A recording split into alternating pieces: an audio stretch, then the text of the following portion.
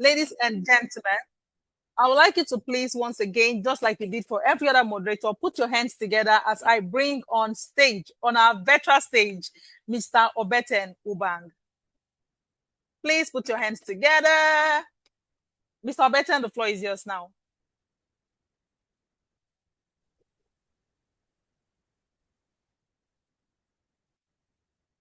Yes, good afternoon, good morning, and good evening, everyone, wherever you are joining us from.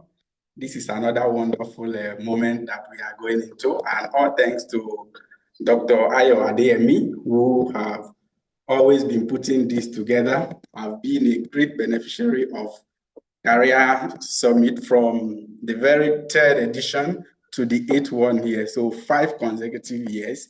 I've been a great beneficiary of this. And for those who have been here, you know what we have been doing. And this is another elevation. We are looking at a way we can now just not only focus on human knowledge, but also how we can harness both human and artificial intelligence to ensure that wherever we are in our careers, our businesses, we are better. And we are going into the next session, which is going to be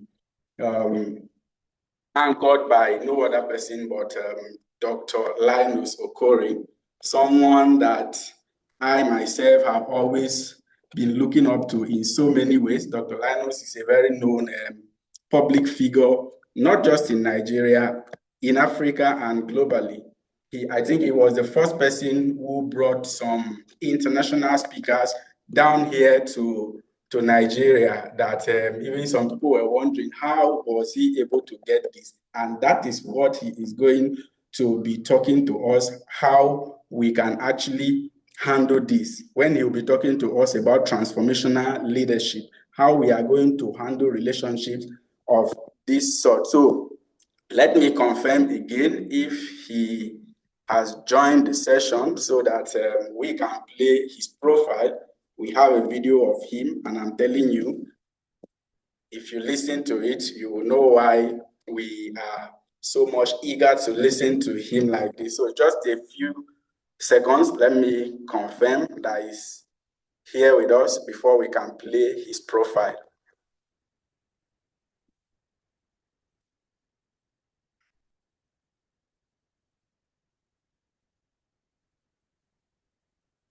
Okay, he's joining in a few minutes.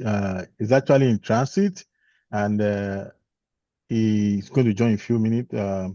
So just give a little few minutes for him to come on board. Okay, thank you so much, sir, for that update. I think for the meantime, we can either play his profile because it's a very long one, so that everybody will listen to it before he eventually joins us.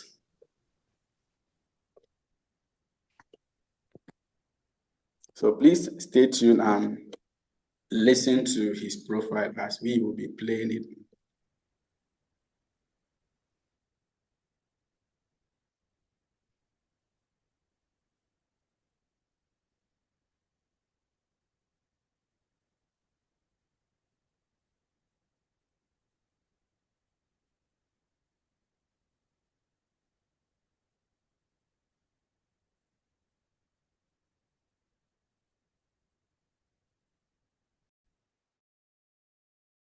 Linus Okori, MFR, is a renowned leadership development expert, coach, and thought leader with nearly 3 decades of experience shaping leaders across Africa and globally. He is the founder and president of GOTNI, Guardians of the Nation International, a leading organization committed to raising transformational leaders and promoting good governance. A global speaker with over 2,000 keynote presentations, Linus has directly impacted over 300,000 individuals through leadership programs, media, and mentoring initiatives. He is an award-winning leader, including the National Honor of Member of the Order of the Federal Republic, MFR, and is widely recognized as one of Africa's most influential voices in leadership.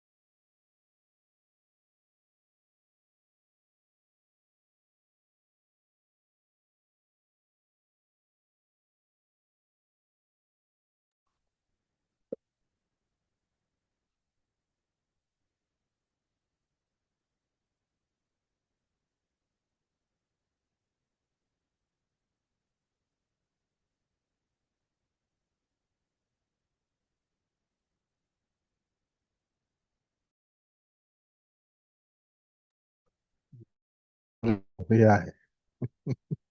All right. So I think we're having a bit of a system jamming here, but we are on it. Obete, you might also confirm if you have charged. Not really. I'm checking through the participants here. He hasn't joined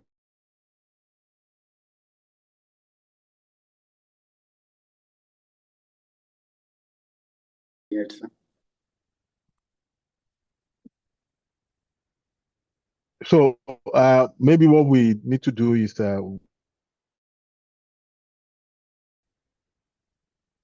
rather than continuous waiting, and we can Malam Gobre, if he's available, maybe we can take some few questions so that we then get him on.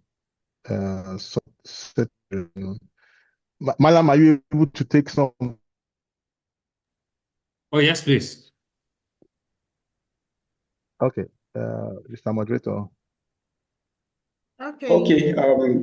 Thank you so much, Doctor, for that. I was even about reaching out back to our MC to see if you can improvise. And now that Malam is still around, I think I will return the session back to our MC to take some questions regarding the first session. Then once Dr. Linus joins, then we continue the session. Thank you so much.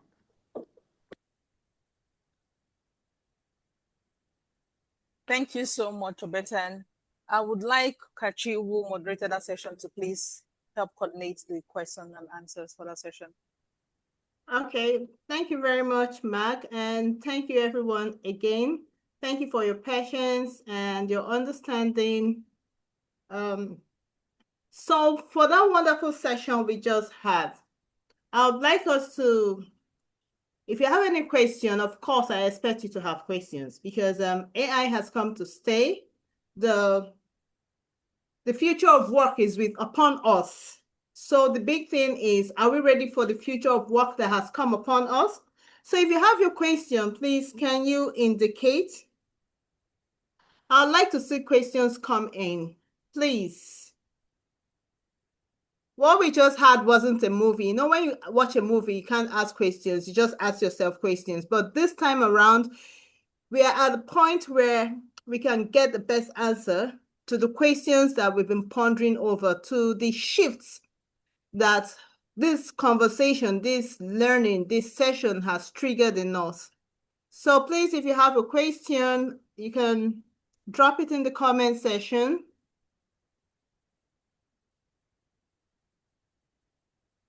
Or you can raise your hands, but I'm looking through the comment section. Nothing His yet. hand is up. I've raised my hand for question, moderator. Okay. My person asked this question, and I'm probably going to ask all the speakers this question today. Thank you for an insightful, discussion. AI is the order, and is here. I remember, I think early in the year, or perhaps last year, President Donald Trump saying they are voting about 500 billion or thereabout for AI. In similar vein, I think China did something like that, and some other country. In Canada, right, the government is seriously supporting any business, anyone that has AI initiative and idea. In fact, there are quite institutions and government agencies that are dedicated, and they are giving out grant. I mean, when I say grant, they are giving out free money. If you have any program, product, ideas that has to do with AI, business is AI infusion. My question is Nigeria really ready for AI? AI come with a lot of trust and technological infrastructure. The minister of, I'm not sure which of the ministers said that we are embracing AI, but are we really ready for AI? Because if the system and structures are there, then we can, much more we are talking about individual empowerment or skill upgrade to also be able to utilize AI to achieve a lot. But is the Nigerian system really ready for AI? That would be my question, sir. All right. Thank you very much, Dr. Adeyemi, for that question. I will say that as a country, we are still struggling. We do have a policy, of course, that, like I said earlier on, has been developed by NICDA around digital infrastructure, and of course, AI adoption in Nigeria. But if we're talking about whether we are ready, I will say that still remains a challenge. And the reason I say this is it's clear, of course, from what you have said and from the conversations that we have had. In a country where 85 million, of its, and 85 million is a conservative figure. This was as at 2023 by the World Bank. 85 million of its 240 million people still lack electricity. Even for those who have electricity, it is epileptic. It is intermittent. Then we all must understand that, to adopt and use AI, of course, people need electricity. Now, in the same country, the World Bank report in 2025, last year, says only 9.4% of Nigerians, actually own computers. In the household, it may be a household of 8 or 10 people, you'll find, so if you look at it, maybe 1%, only 9.4%. In the same vein, only 34.6% of our over 220 million population actually have access to internet or internet connectivity. Like you rightly said, AI and digital technology require infrastructure. So it's not just about creating or crafting out policies. We must ensure that these policies deliver the infrastructure that we need for us to be able to properly adopt AI. Whatever is the level of adoption of AI today, it's only happening in businesses, and enterprises who can afford, and to invest in electricity infrastructure on their own, whether by way of alternative energy sources like generators, inverters, solar power energy, and the likes of them. It only happens in enterprises and businesses because all of these businesses and enterprises, of course, make available computers, whether laptops or desktops, or tablets to their employees to have to use. It only happens in businesses, because these are the only that are able to give access, internet access to, their workers to use. And that's so the 34.6% that you have of people who are said to have access to internet connectivity, the bulk of them, are actually people who are in blue collar jobs. So we still have a long way to go when it comes to AI adoption and digital technology adoption in Nigeria. And we have a long way to go for the simple reason that the infrastructure is not yet available. It is not there. You cannot drive an AI policy or AI adoption when you do not have electricity or where it is intermittent and epileptic, and you cannot guarantee strong mobile connectivity. You cannot, drive AI adoption in a place where people have limited access to structured digital learning infrastructure. You cannot drive, AI adoption and usage, of course, in locations where people have to struggle with navigating, both connectivity and, of course, device limitations. So are we able to put ourselves out there to compete with others in the world? I'm not sure we have. People can do it on their own. Businesses can do it on their own. But can we, as a government or as a country, say we are ready. We are ready to the extent that, yes, we have a very large and young population who on their own are leveraging and using AI, but who do not have the right kind of infrastructure support, which I call Nigeria's infrastructure reality, to fully adopt AI. So, Doctor, that's where the challenge is. It is still work in progress for us in Nigeria. It is not yet ruled. Okay, thank you very much, sir, for that response. Doctor, I hope Thank you, sir. he did justice to your question. So we have two more people with their hands raised. Can we call on Kayode Kolawole? Can you please unmute and ask your question? Direct to the question and possibly as brief as possible, as concise as possible. Thank you. Okay, thank you very much. Am I audible? Yes, you are. Okay. Yeah, you can. Thank you, Malam, for that insightful teaching and knowledge sharing. As much as possible, I would like to just go straight to the question.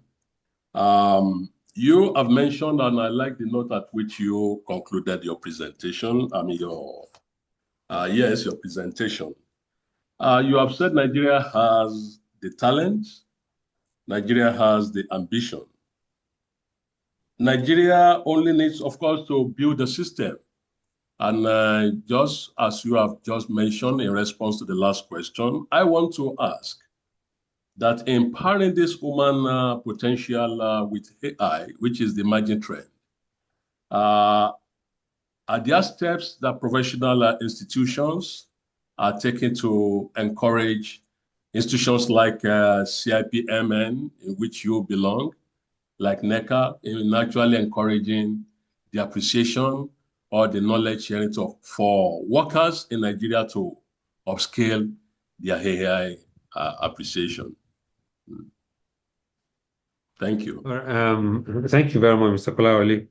I will just answer or respond this way.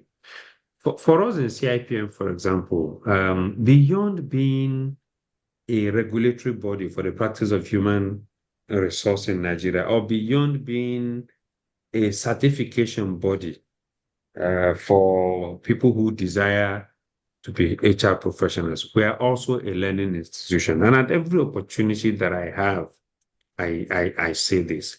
One, we're a learning institution because even our students who come to write our exams to get qualified, to be admitted into the institute, of course, go through some very serious learning, which of course ends up with a diploma certificate in human resource management alongside, of course, their admission into the institute as certified professionals. But one of the things that happened to these students, and as it happens to professionals who are already members of the institute, is that the institute continues to provide opportunities for learning. We do that on a regular basis. Now, we do it almost on a weekly basis and on a monthly basis. I mean, there are so many webinars, the CIPM and U webinar series, the SHRF, the Special Human Resource Forum, the Learning Leaders Forum, and the Public Policy and Advocacy Forum, and so many other learning opportunities. Now, in all of these fora, because we recognize the fact that the trend now is in cognitive development and cognitive recognition and technology and AI adaptation, a lot of our conversation are now tailored around helping our members and professionals to understand the need to adopt responsibly AI and digital technology. And we also provide, of course, some specialist training around this. So to answer your question, sir, I will say that I believe that professional bodies like CIPM and other professional bodies too are providing learning opportunities for their members, to adopt the use of AI, and digital technology responsibly. And that's why I said earlier on that you can only find this happening in enterprises, in professional bodies, and in businesses.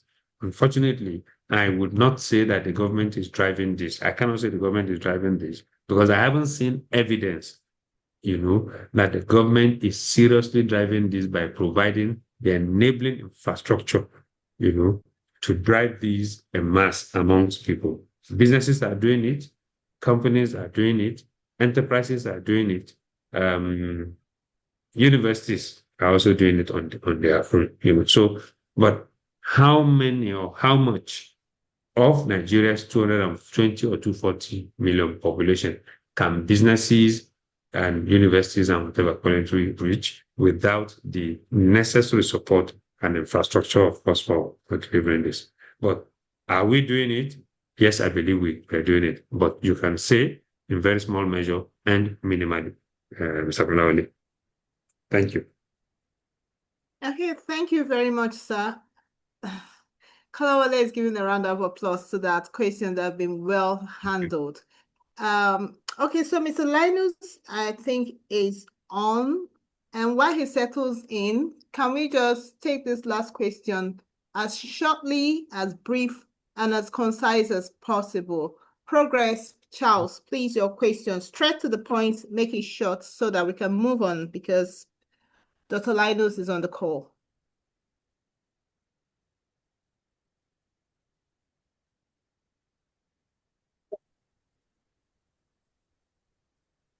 Okay. Hello, everyone. Hello, everyone. Can you hear me? Yeah, hello, sir. You're welcome, sir.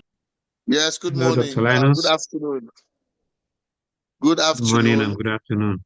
I am on this call today because I feel it's important that I keep my word, even though it's the most difficult situation for me to operate in, since I'm just arriving from Kigali and I'm at the international airport where the condition is not too nice. However, I'll do the best I can with the few minutes I have to be able to pass my message across. I want to first of all commend the leadership of Career Summit 8.0 for the great work that you are doing, and also commend you for finding it important for me to come and share my thoughts this day with all of you. The interesting thing is the fact that the world has changed. The world has changed in our faces. It has changed too soon. And so what that means really, we're in the cognitive era, the era where artificial intelligence, the era where machine thinking and every other automation process is now really responsible for impacting the way we think. And in that context, machines and artificial intelligence can now begin to make decisions for us. What that means literally is the fact that if we might be tempted to begin to give a lot of credit to AI, to give credit to technology, we can begin to give credit to the fact that without these things, humans can't exist, in that context. I believe that these changes are important. They bring about speed. They bring about, making it easy for us to do our work in an advanced way.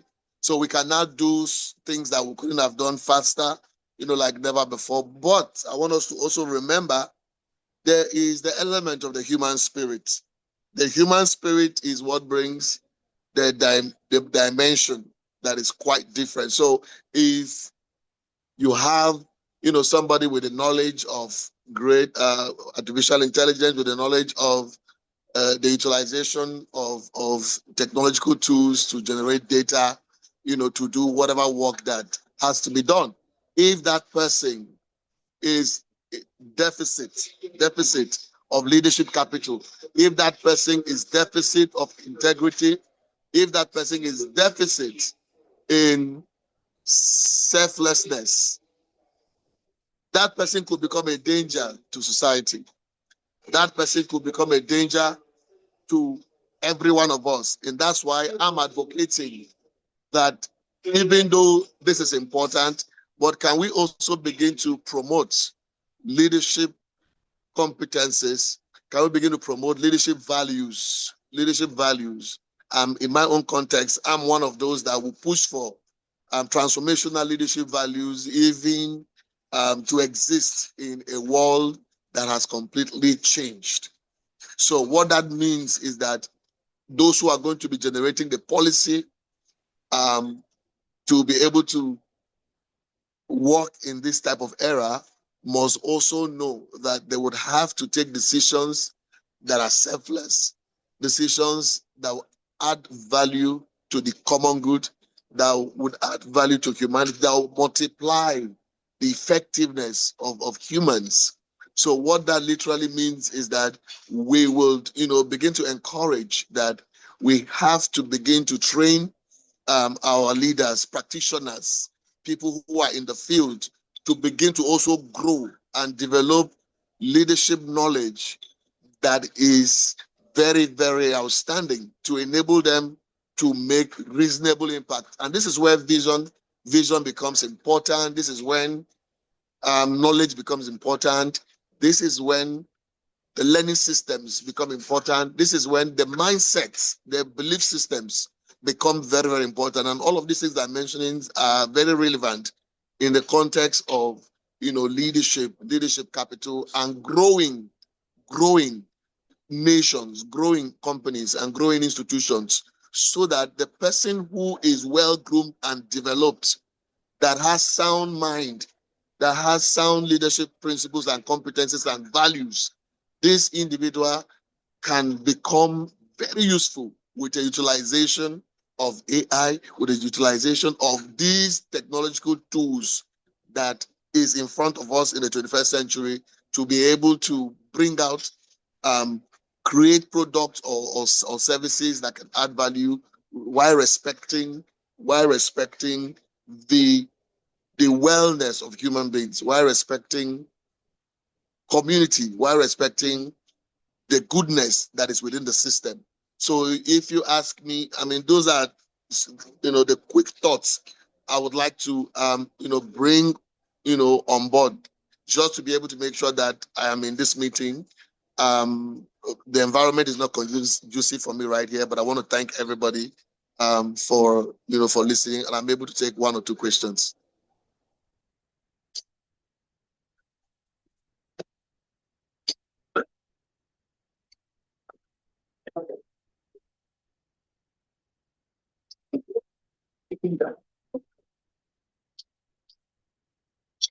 Are you all there? Yes, we are. Obertan, your mic is muted if you're speaking.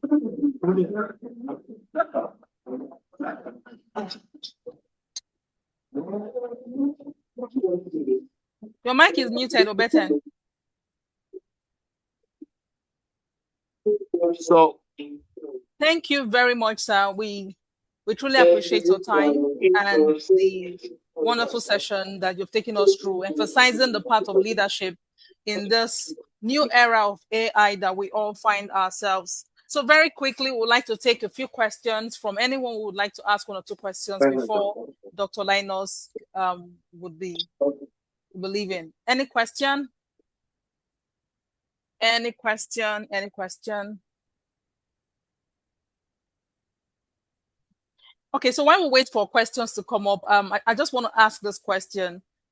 Bringing leadership into the picture and AI, when we talk about leadership, people are always assuming we're talking about the government. The government is responsible for how AI should be harnessed by its people. I just want you to please speak to how we as individuals, because I believe that when we talk about leadership, it doesn't always have to be the government. We as individuals are leaders in one way or the other. So as leaders, as individual leaders, how can we responsibly harness this AI to, boost our potentials? I don't know if you understand my question. So yeah, I do understand your question. So my own context of the conversation is not government. I'm talking about the context of personal leadership.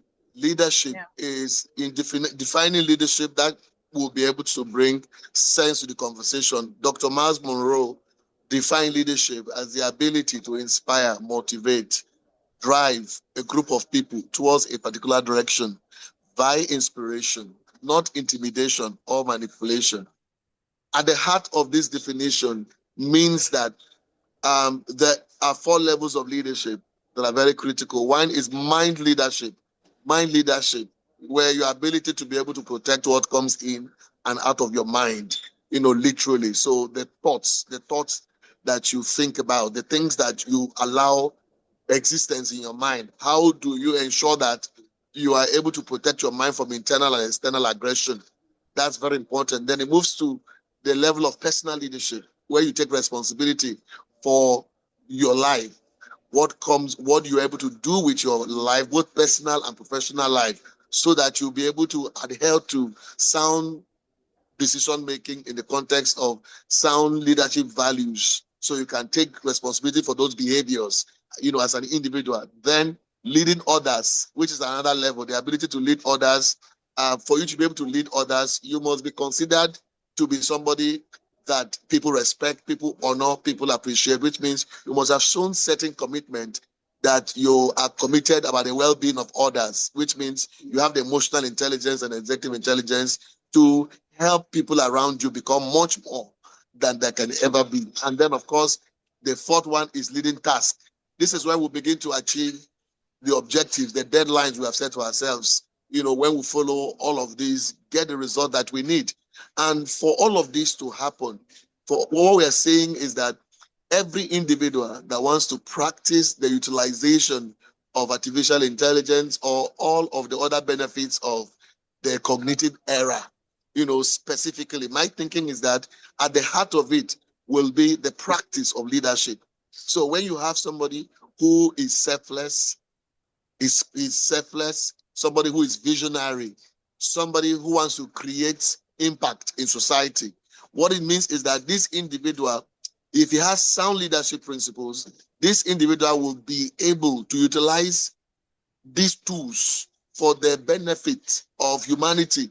But if you have individuals who are selfish in their approach, who have not even understood the concept of service or the common good, they can utilize this same technology that's supposed to be for good, for the diminishing of humanity. That's exactly the point I'm trying to make. That's why leadership matters, leadership thinking matters, leadership mentality matters, leadership values matters, our worldviews on leadership matters. Thank you so much, sir. Thank you so much. That was very concise and impactful at the same time. If I could pick one very important lesson there, it is the fact that if we must make the most of AI for the betterment of humanity, we must have people who have leadership at heart to be able to drive such change and innovation. Thank you so much once again, Dr. Linus. We really appreciate, especially when it's not convenient for you. You had to still show up, and you showed up really well. Thank you so much, sir. Thank you. We'll be moving again to the next session. Very quickly, we'll be moving to the next speaker, who will be talking about strategic positioning for global opportunities in the AI era. And of course, to drive this conversation, I will bring it up again to moderate the session, Mr. Terry Omodibo. Please put your hands together as we bring him up. Mr. Terry, the floor is yours.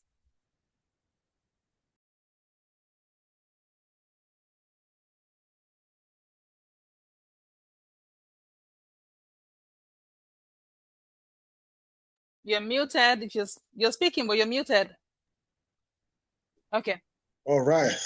Thank you, Dr. Linus, for that very short, very insightful section. Business leader, brand strategist, entrepreneur, certified personal performance coach, trainer, facilitator, and author with over 26 years of multinational experience. She currently serves as president and chairman of the Governing Council of the National Institute of Marketing of Nigeria, NIMN, leading the strategic for marketing. She began her career at Guinness Nigeria plc, Diageo. Through the management trainee program, joining Coca-Cola Nigeria, where she built deep expertise in brand management and marketing execution. Her work has earned global recognition, including brand campaigns featured as best practices in marketing. As an entrepreneur, she founded a consulting practice, developing brands from ideation to launch across entertainment, finance, experiential, environmental, and pharmaceutical sectors, while delivering measurable, sustainable business impact. She is also a certified personal performance coach, speaker, facilitator, and author of 3 books, known for helping individuals and organizations achieve peak performance through strategic development and leadership growth.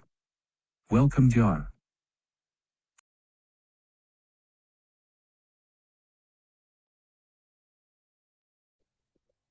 All right. Dr. Bola Joko has been here from inception, from the beginning of this summit. She came ahead before many of us, and I celebrate you, ma.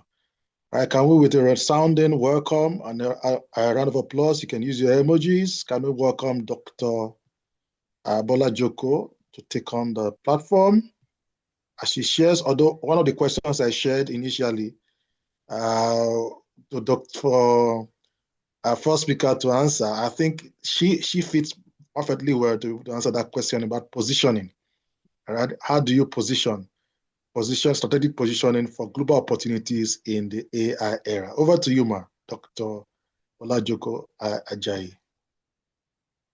Thank you very much. Good afternoon, everyone, and I'm quite excited to be here today. Thank you, Dr. Adeyemi, for this invitation. I find it a privilege and an honor to be able to share my expertise and my experience this afternoon to the people on this call. So please just give me a minute and let me share my slide. Please just 1 minute.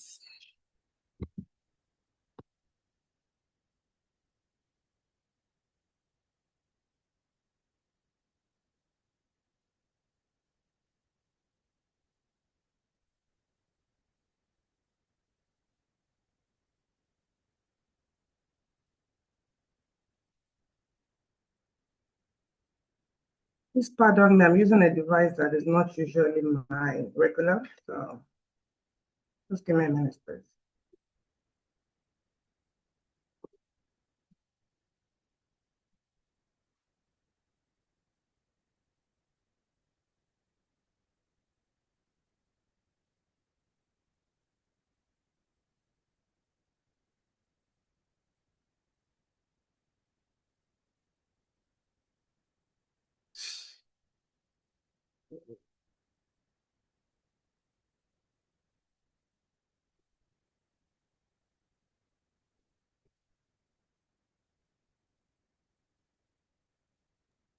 While our speaker gets that sorted, please don't forget to put down your question.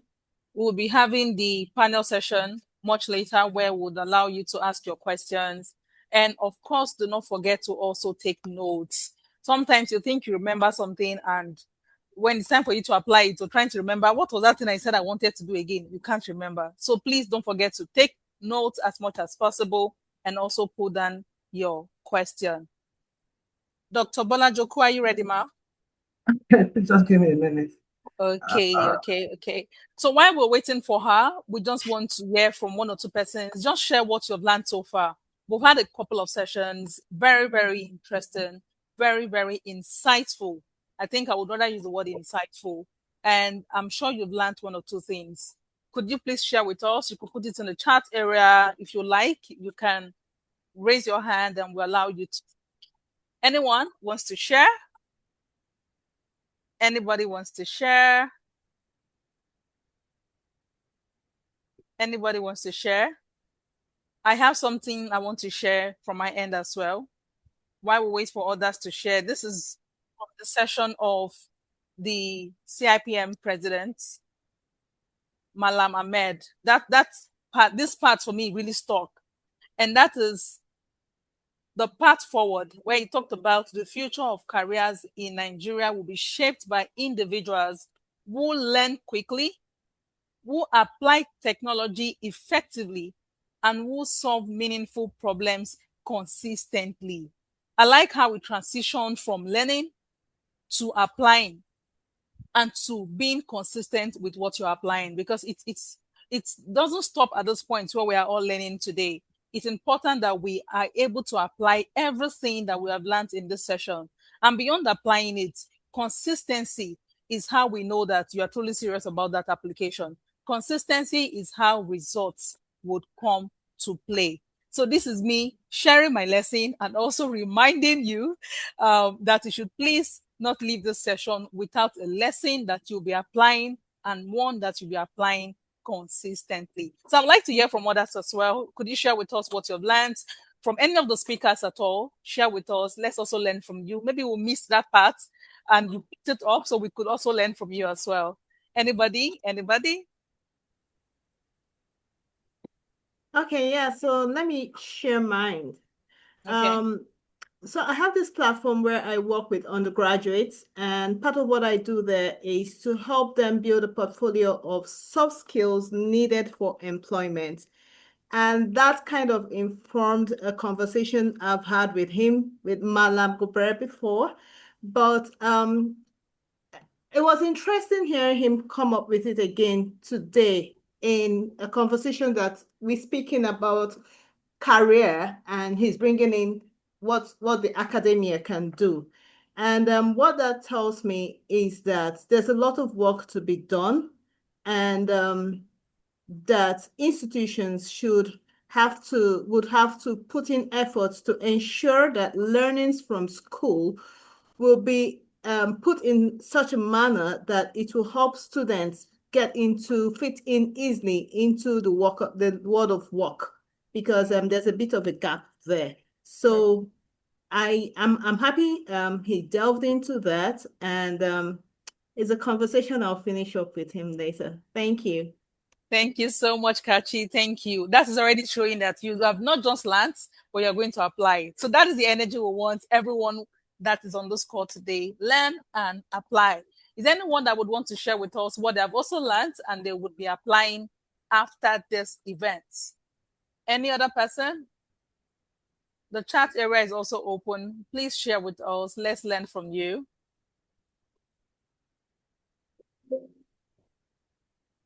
While we wait for Dr. Bola Joku, we'd like to hear from you. Share with us your learning. Share with us what you'll be doing after this program.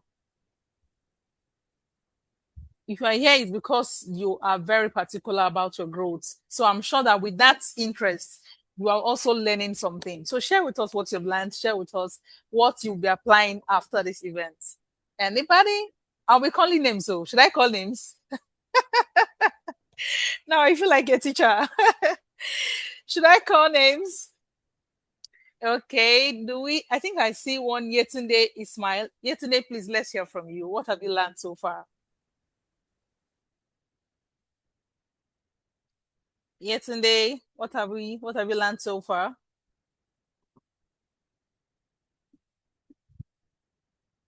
Okay, Yetunde doesn't want to answer me. Progress, Charles. I see your name as well. Can you share with us what you have learned so far? Progress. You can unmute. Okay, Dr. Ayo, I don't know if they're able to unmute. I just thought about that now.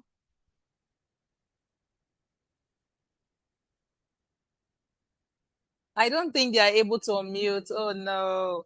Okay, could you please send it to us via chat? Drop it in the chat area what you've learned, and then I will just read it out to everybody. Is that fine?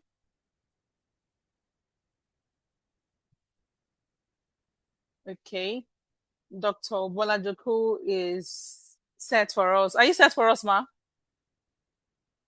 Please, I might need to send this to someone because I don't know why it's not coming up. I apologize.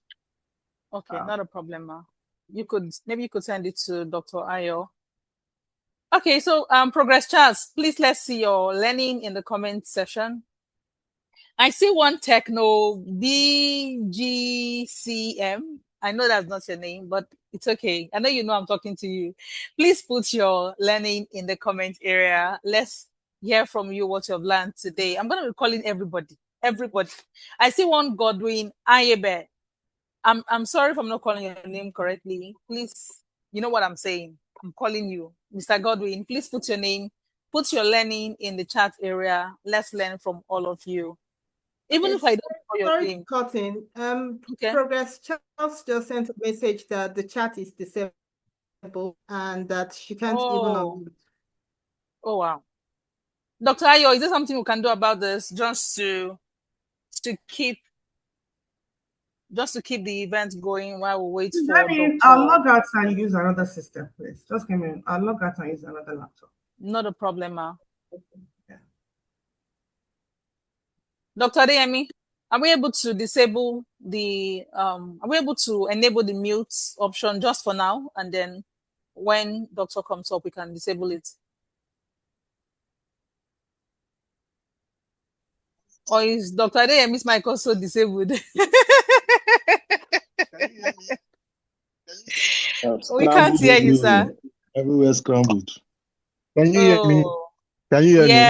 Yes, I can hear you now. Can you hear me? Yes, sir. You want me to mute everybody? You want me to mute everybody? To unmute them so they could share their learnings with us while we wait for Dr. Bola. Okay, so we allow everybody to be. So it's only those that are that want to speak to unmute. I mean, okay. So that we don't get. Okay, they can unmute now to speak. Is that okay? Okay, yeah. Unmute yourself, moderator. Yeah.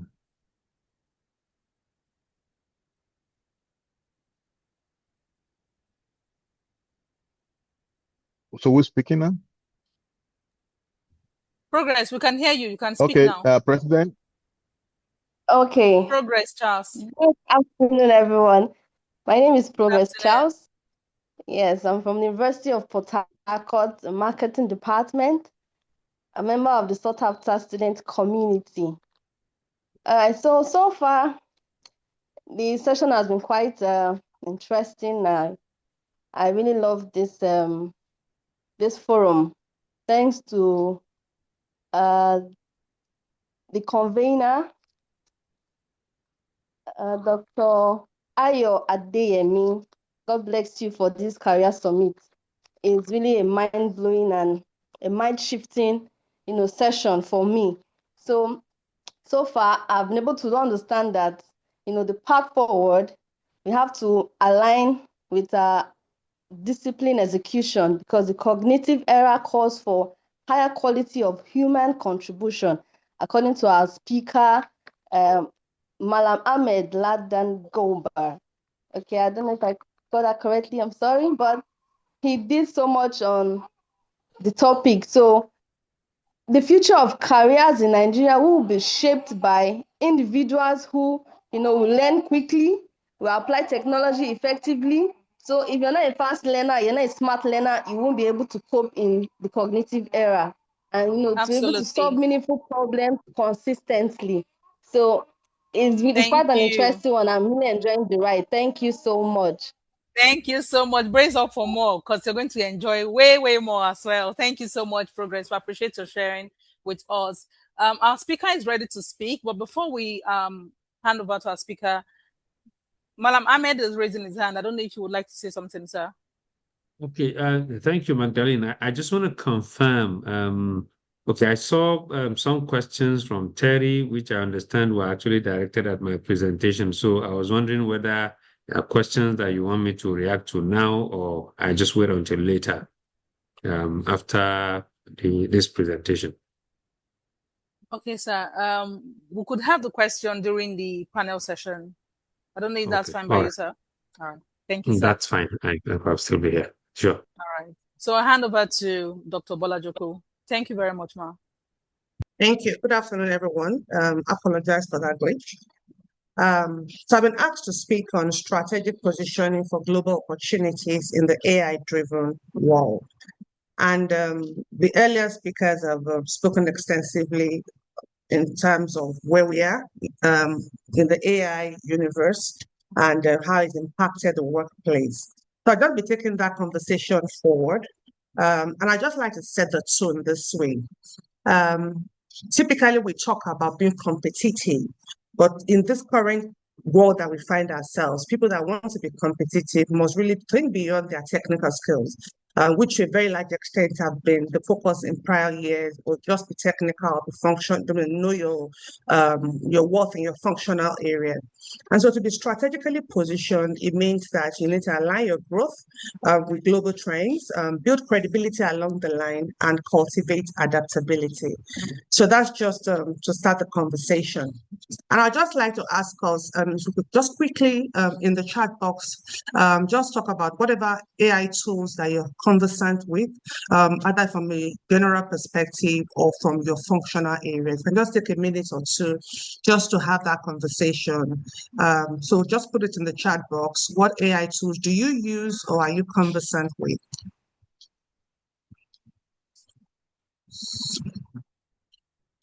Is the chat box enabled?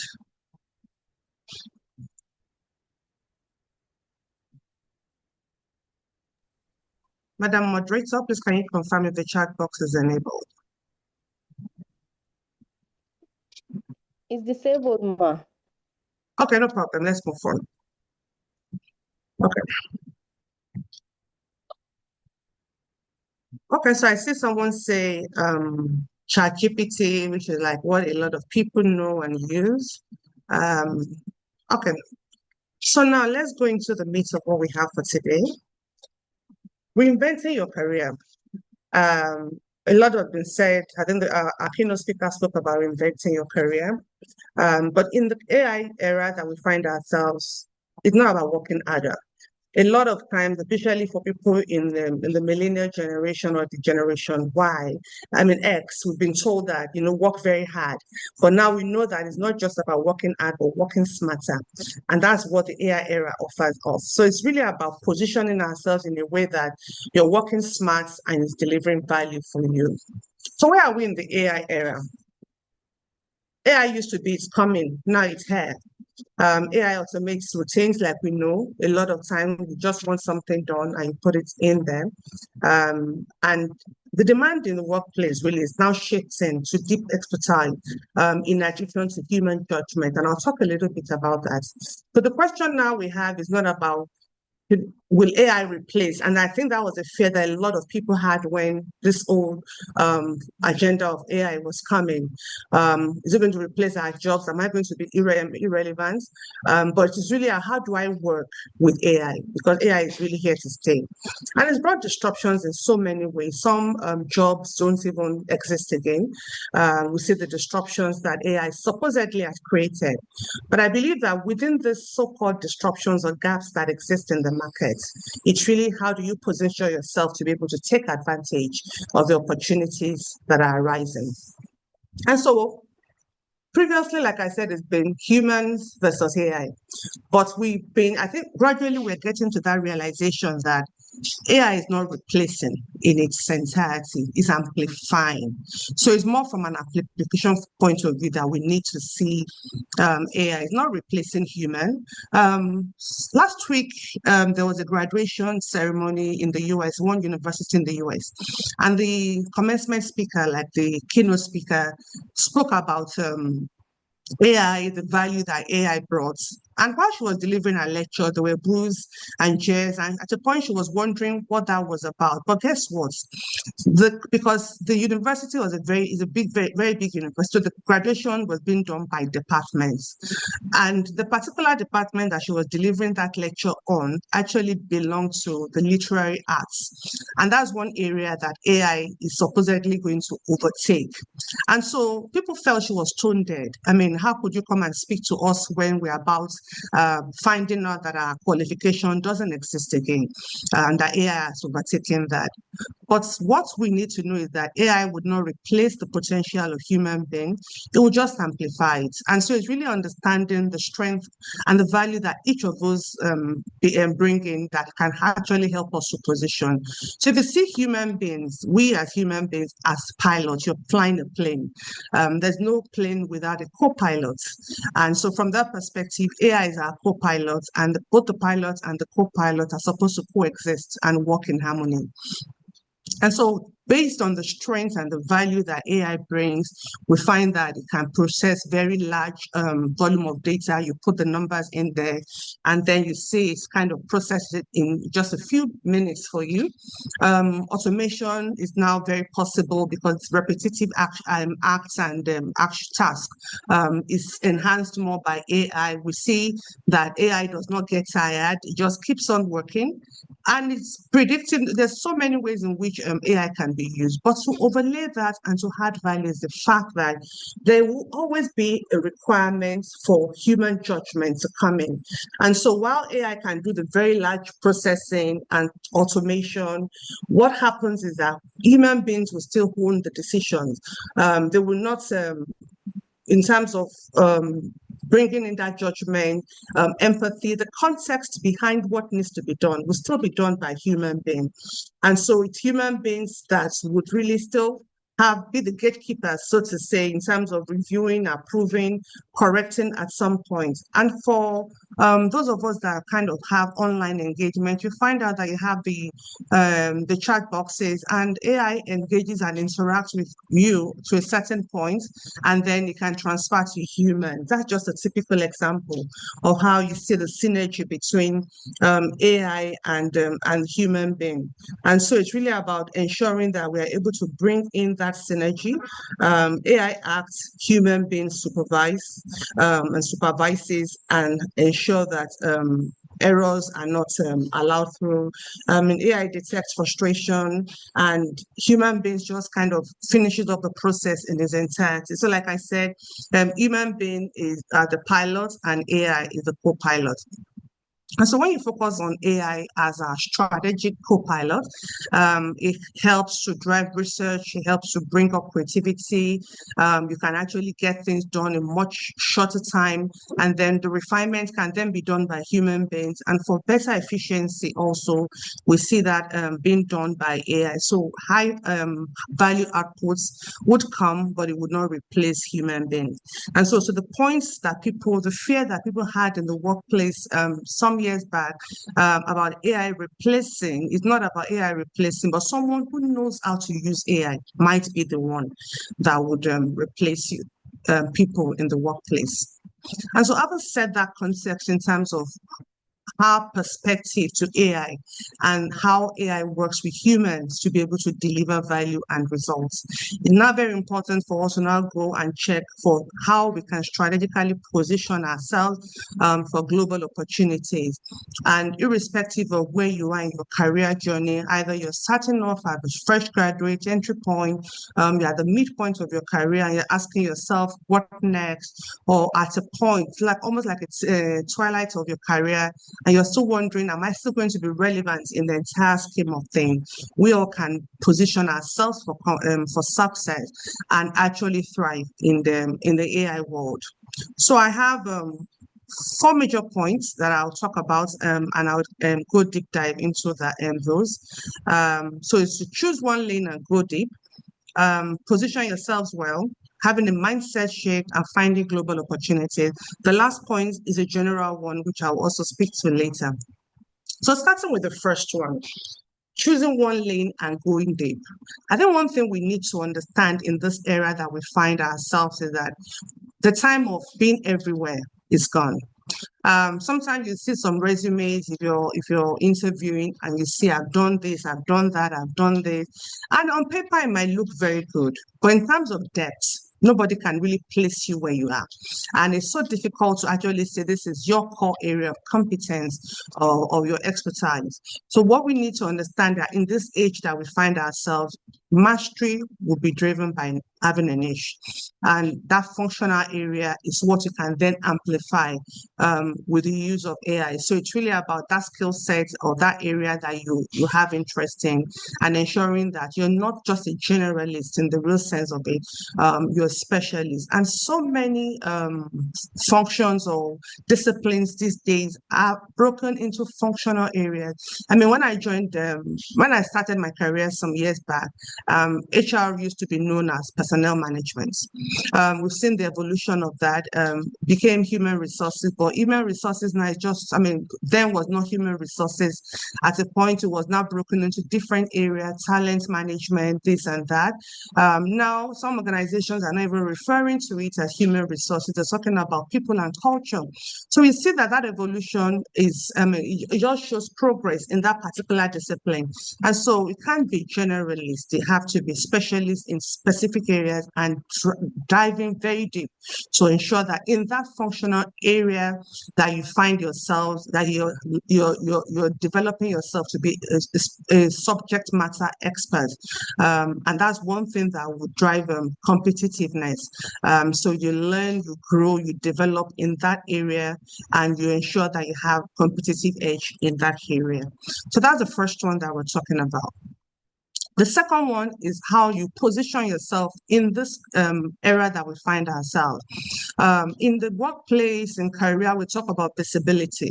And I think that word visibility has often been overused or misused in some respect. What really does visibility mean in the workplace? Is it about just showing yourself and people say, oh, this person is all over the place, I can see that he knows how to work, is a hard worker? What does visibility really mean in the whole context of positioning yourself for global competitiveness? We'll talk about that. Building trust, because one currency that cannot go out of fashion is trust. Is one thing that you can continue spending over and over again. And sometimes when as career people in our workplaces or in the people that we interact with, people often don't pay enough attention to the fact that, am I building credibility? Am I building trust? And when we talk about credibility, it's credibility, first of all, in terms of what you know, people trusting you to know that you know what you know, or in the process from an ethical point of view, am I building credibility? And all of that will go into how you position yourself appropriately to drive global competitiveness. And of course, qualification, your functional qualification, your experience, the technological expertise, and all of that will all work together to bring the results that we all expect to have. And so this equation is very important in the career place: visibility, trust, and qualification. One without another will not deliver holistic results that you want and you anticipate. So let's talk about strategic positioning pillars. And I have this, which I'll speak to individually. Now, networking. Yes, we've been told we need to network. And sometimes network can seem forced. It comes naturally to some people. For some people, it may not be as natural. And then you're just asking, how do I do it? To be able to strategically position yourself well, it's important that you network with intent. A lot of time, people are on LinkedIn, sending in requests to network with certain people. And sometimes it can seem quite rewarding when you have X number of people in your network. I have 3,000, I have 2,000, but the question to ask yourself is, what's the value of the number if it's not really driving results for you? So 20 quality network members can actually deliver better value than 2,000. So it's important that when we're networking intentionally. I attended a conference last year, and somebody made a comment, and that comment stayed with me. Typically when you go for conferences, people collect a complimentary card, or now use a QR code, you're scanning the QR code for contact. And the person says, after the conference, he analyzes. On one side are the network or contact that he wants to take forward. The other side are those people that are just neither here nor there. And he put them in different boxes on his table. And so that is intentionality. It's about knowing what is good for your career progression and ensuring that you are driving that with specific intention to be able to deliver value for you. Another item under that is community. Building community. Community for us as career people can be your professional communities to start with: CIPM, ICANN, NIMN, and a whole lot of MBA, whatever area you're domiciled in, ensuring that you have a community. You can even extend that a bit further and say, of this my functional area, what are the other global community in that area that I want to be a part of, and I want my voice to be heard. Conferences these days, you don't have to go pay for tickets to attend conferences. There's so many options online that you can attend, which is even one of which we're doing now. Attend conferences and just kind of be open-minded about creating this form of engagement. And to the point I raised earlier, building professional capital, trust is a very, very valuable resource that you can't buy. It is earned, and earning it means that in the course of your career, you're particular about your engagements with stakeholders and your ethics and the value of what you know. That's what builds trust. And so if I'm looking for somebody on social media, for example, on LinkedIn, for example, with a particular skill set, and I see two people that have about the same thing, I probably want to check on the recommendations that have been given by past employers or past colleagues or peers. And that also is an added value into how we strategically position ourselves. Yes, it's good to use LinkedIn, but are we using it to get people to give us recommendations that can actually work for us as we advance in this global AI world? The second pillar under this positioning is upskilling. Upskilling does not mean that we've gone to university and we're doing this, we've gone for masters or probably doing one of these trainings here and there. There's so many opportunities that we can use in upskilling ourselves. Certificate, like our keynote speaker mentioned, there's so many free certificate courses online on LinkedIn and in other spaces that we can take advantage of. And it's important to actually pair our technical expertise with domain knowledge. So for example, we talked about AI being an amplifier. So if AI is amplifying our technical expertise, then it means that in that AI space, we should always also embrace tools that can drive efficiency in what we're doing, that can drive better results for us and that can create value for us. Everything, technology is advancing at such a speed now that what was valuable last year now has deficiencies, and there are other better placed frameworks that can actually do those things better. It's important that we continue to evolve. Learning is a continuum in this space. You can't be static, and we can't just believe that the knowledge of yesterday would actually take us into the new world that we're currently in. And earlier when I spoke about visibility, and I want to talk a bit about visibility here. So visibility is asking ourselves, what is the persona that I want to create in my online space? What do I want to be known for? And what's my thought leadership? What's the thought leadership that I'm demonstrating on that space? And so we can create or publish insights reports in our areas of expertise or in our functional area. We can engage and drive conversations. There's some conversations that happens on LinkedIn, for example, and you see perspectives that are enriching. And one of those can just be something that can drive, bring up an attraction for somebody probably in another country about you. And so it's important that we engage smartly and consistently. I was reading an article on LinkedIn this morning by one of the popular influencers, and she said for many years on LinkedIn, she just tried to post as much as I can, drive engagements, regularly, daily, and all of that, just ensuring that the posts are very consistent and plenty. But over time, probably lost track of what she's really trying to do in the whole sense of posting or creating visibility. And that's why it's important, just the way that we develop a strategy for organizations that we work with a 5-year perspective or a medium-term perspective or a short-term perspective. It's the same way that in our own presentation of ourselves, we also have that view of how we want to do it. So somebody can be doing 10 posts a week. Your own strategy can just be once in a week or once in 2 weeks, as long as it aligns consistently with where you're trying to be and what you're trying to do. So it's important that your voice is heard, but it has to be heard in the entire context of what aligns with your strategy.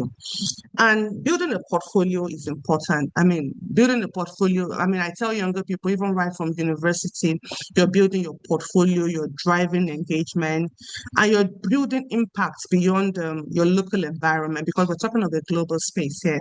Let me talk a little bit about that. So when we say building impact beyond your local market, you have a resume. And you've worked in this organization, say for 5 years, you've worked in another organization for another 3 years or thereabout, and your resume says, I've done this, I've done that, I've done that. On the surface of it, it looks good. And a lot of times when we're compiling our resumes, we're listing tasks that we have done, but we are not demonstrating impact through our resume. And what does that mean? There's a difference. I have executed this campaign. I have done this, I have done that. What impact means is that, especially if you work, for example, within the global setting, you have your company has organizations beyond the Nigerian footprint. And what impact means is that I have done this, I have saved my company X amount of money, I've driven efficiency and improved by 50%. Those are quantifiable impact that anybody globally can relate with. And it's a global language. It's not something that is peculiar. It just, everybody understands what it means. Oh, I'm a team player. Yes, it's good to sound like a team player, but how many of your the people that have worked with you have gone on to take on leadership position? That also can be a success story for you to demonstrate your leadership skills and your impact within your organization. So it's important that we're demonstrating impact even in our conversations, online, on our resume, or wherever. That's how we're going beyond our local environment or our local market and making global impact that can be visible. And that brings me to the point on globalization. It's important that we build cross-cultural skills. We can be domiciled here in Nigeria, but we're building skills that can be applicable and we can replicate across the globe. And so one of which I'll talk about language skills. Yes, we speak English. Everybody knows that we speak English. But do you know that also in building language skills and what global organizations are also looking for goes beyond speaking English? So there's the writing part of it, there's the listening part of it, there's the reading, and then there's the speaking. So competence in this area is what then gives us that universal skill of language. Cultural awareness is important. What valuable in your culture may not be valuable in another culture, especially in the workplace. There's so many things that from a Nigerian perspective, from our cultural background, is applicable in a place of work. In another place, for example, is not applicable. I'll give an example. People take phone calls in the office and it's just normal. But there are some places abroad that you can't take calls in the office, or you can probably need to step out and take your call. And those kind of little cultural differences, especially if you have an open plan arrangement in your office, matters. I know somebody that recently, like 2 years ago, relocated. And when she got into that new place, we were lucky enough to get a new job quickly. And it wasn't just a job, it was a very good job that aligned with her career progression. So she started the job, and within 6 months, she was asked to leave. And tell me why she was asked to leave. Or she takes phone calls in the office. She's not culturally sensitive because when she wants a deliverable from our subordinates, she puts them under pressure. And because she puts them under pressure, she's creating a toxic environment. And then you ask yourself, within the context of Nigeria, what is toxic about that? You have a deliverable, you're expected to deliver it. But in another client is entirely seen differently. And those are the sensitivities that we need to have to be able to take global opportunity. That is important to have cultural awareness on an ongoing basis. And that's what can actually drive our relevance as we move across. And then the last but not the least is branding.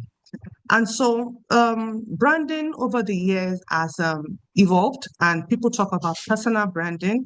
People talk about how you tell your story. And so it's about storytelling. We understand that. But that storytelling has to be such that highlights your expertise, functionally, AI, your ethical awareness, and the depth of what you know. And so that's from that storytelling point of view, you can craft a compelling proposition for yourself that makes you appealing to anyone out there who is looking for skills that you have. But beyond that is this point around authenticity. And the fact that somebody has presented himself, you've seen somebody's storytelling per se, and you've taken that, you think is something I can replicate. But there's something about ownership and authenticity. And authenticity is the core of marketing, because you cannot claim to be who you are not. Otherwise, people will see you as fake and not authentic. So when people are able to buy into your proposition from an authentically well-aligned point of view, then it means that there's alignment. And so how do you develop authenticity? It's about owning your voice and remaining true to who you are. Sometimes you have interviews or engagement with people, and of course, people tell us that we should put our best foot forward in this situation, which is right. But some organizations, some people can actually ask you, tell me your failure story. And how many people really want to amplify their failure story? But the important thing about saying your failure story is the fact that it helps to show your vulnerability, and it helps to show growth. It helps to show that you have learned and that you are not longer where you used to be. And that is part of what makes you authentic, because it's the real you which has been which keeps on being transformed, and it shows growth over time. And so it's important that we also have a very, very authentic view of ourselves, and that's part of what can actually position us globally. So I go to the next point, the third point, having a mindset shift. You know, like we said earlier, and like we know, the digital space is expanding. Roles are being created, opportunities are increasingly available. And so the question is, how do you align your skills with the growth that is available? But then people see artificial intelligence as the enemy.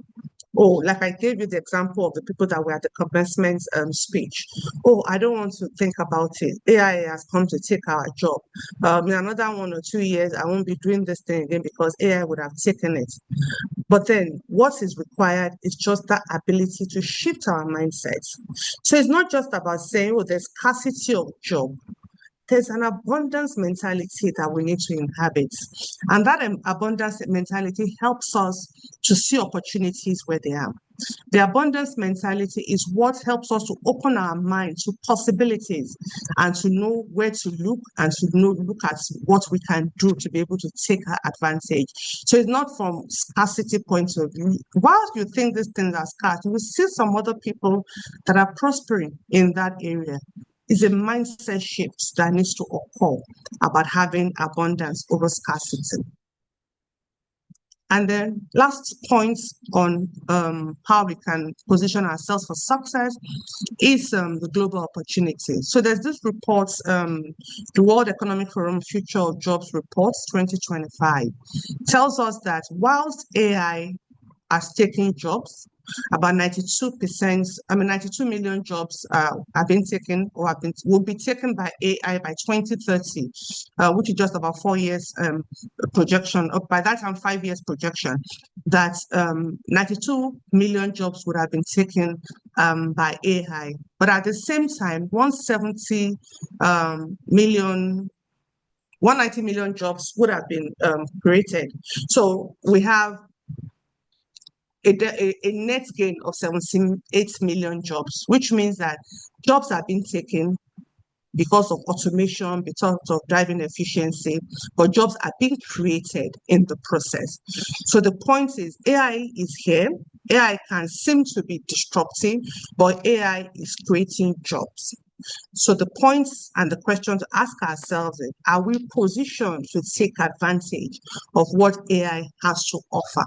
So the fundamental shift that is happening, but in that fundamental shift that we're experiencing, there are opportunities that we need to take advantage of. And that's what the cognitive era that we find ourselves would actually create for us. And so in finding these opportunities, we talked about the net gain of 78 million jobs that are being created. How then do we find these opportunities? There are platforms where these opportunities lie, professional platforms. We know LinkedIn, we know Indeed.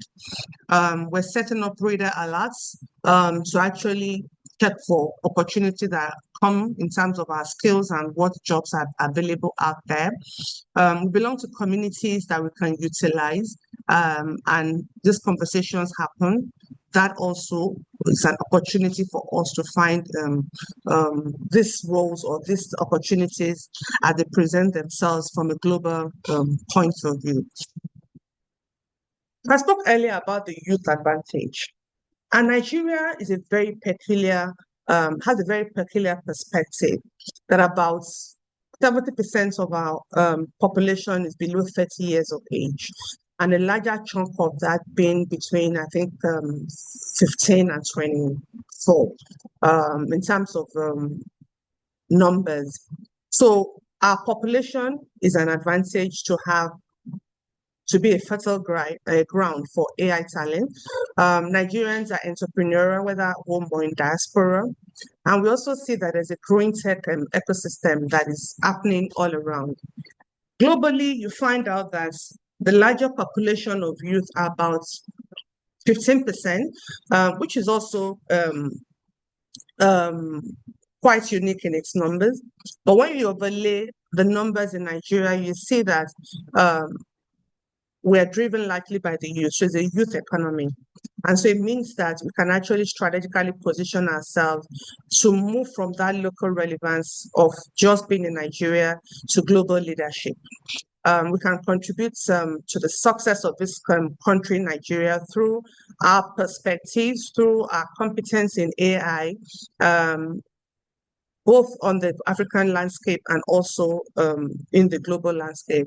AI transcends function, healthcare, technology, education, and you see people developing tools now, even in different sectors, in marketing, in education, in human resources to help solve challenges. In medicine, medicine has become quite, from a diagnostic point of view, AI has been quite instrumental in driving a lot of innovation and change in that space.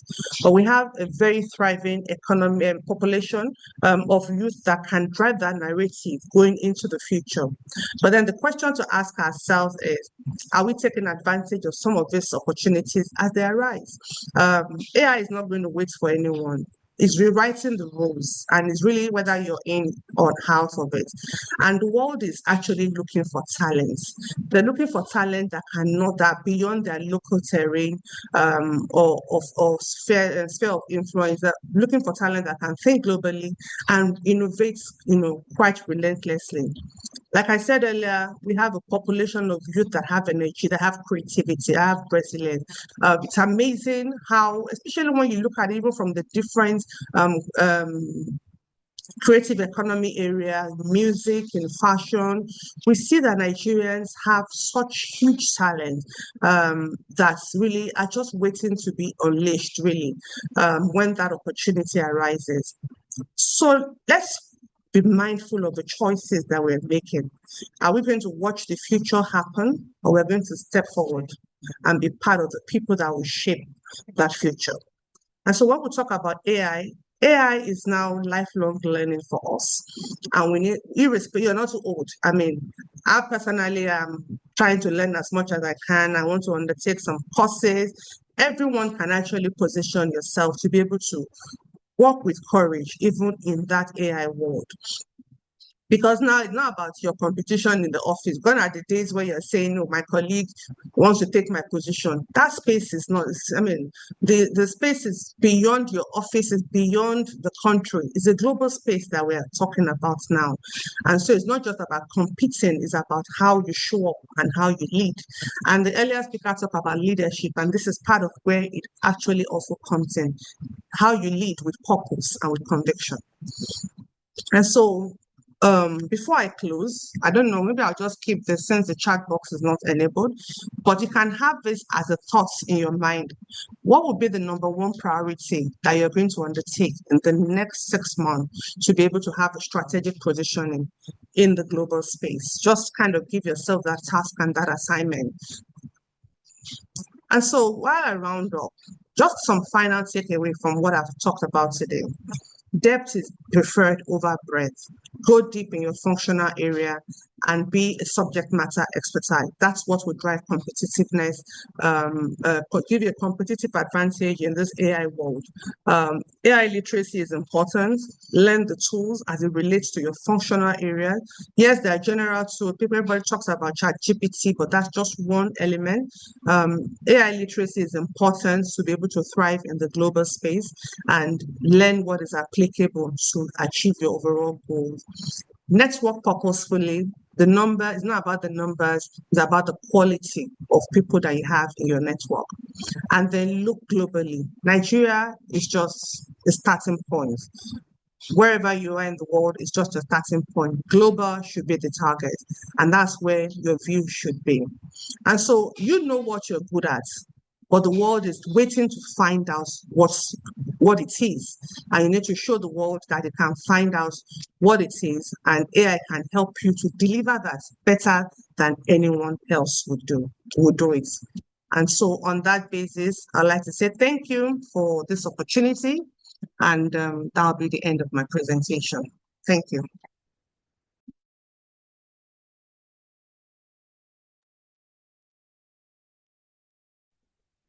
Thank you so much. Terry, please, can you wrap up the session? Thank you so much, Dr. Bola Joko. Thank you. Terry, are you on the call? Wow. Right. This section is just, how will I say? The energy is so much. The nuggets are just everywhere. The insights are powerful. Thank you so much, Dr. Bola Joko, for this. So much to take notes about, so many things to apply, so many things to do. And I want to appreciate you for the time you have taken to put all this together. So if you didn't remember anything, you should remember the last things that you said, which is prioritize depth over breadth. Be known for something. Those days they said you should know a little bit about everything. Well, now I think you should know everything about something. Yes, you need to know a little bit about everything, but know a little bit, everything about something that will help. And also know what you can know as far as AI literacy is concerned, the tools. And then, of course, if nobody knows about what you're doing, you're living in the dark. So you need to allow other people to know about what you're doing. And of course, the last thing you need to do is position yourself and look global. So thank you so much for all the powerful nuggets that have been shared on this particular section. Thank you so much, Dr. Bola Joko. Yeah, do we have any questions? Are we taking questions now, or we just leave questions later? That will be in the panel session. That'll be the panel which section. is coming up after the session. Beautiful. So I will hand over back to Dr. Margaret. I'm not a doctor yet, though. Dr. Over to you. Maybe I need to catch the doctor fever. I take it. Thank you so much. Thank you so much, Terry. Yeah. Thank you once again, Dr. Bola Joko. That was a very powerful session. While I was listening to you, I remembered a session I had, I think last month or last 2 months, and somebody made a comment during the session, and I want to make the comment now that I've listened to you. The person said, that woman is delivering like an Hebrew woman. So I want to bring that comment again to you. Dr. Bola Joko, you were delivering like an Hebrew woman. Thank you so much. So much to take away. Thank you so much. Thank you once again to all the speakers we've had so far. right now we're going into an amazing session where we would be having a fireside chat with one and only Nkechi Robinson. I would allow Dr. Adeyemi to please play a profile before we go into the session. Thank you.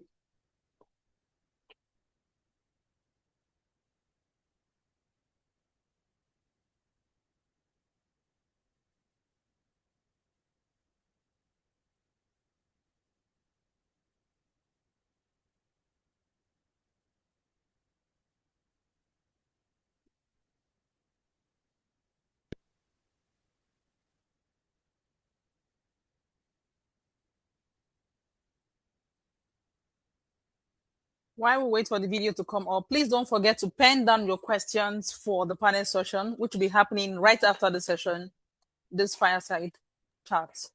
Please put down your questions. The chat room is Okay. now open. People can make comments. Okay, the chat area is also open. If you would like to put it there, you can put it there for the moderator for that session to read out. But if you would like to ask it during the session, pen it down, and when it's time, you can ask your question. Doctor, are we ready for the video, sir? The profile of Nkechi Nwafor Robinson.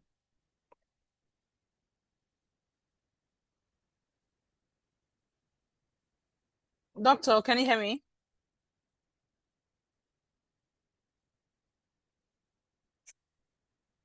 Yes, I'm on it. Okay. All right. Your Excellency.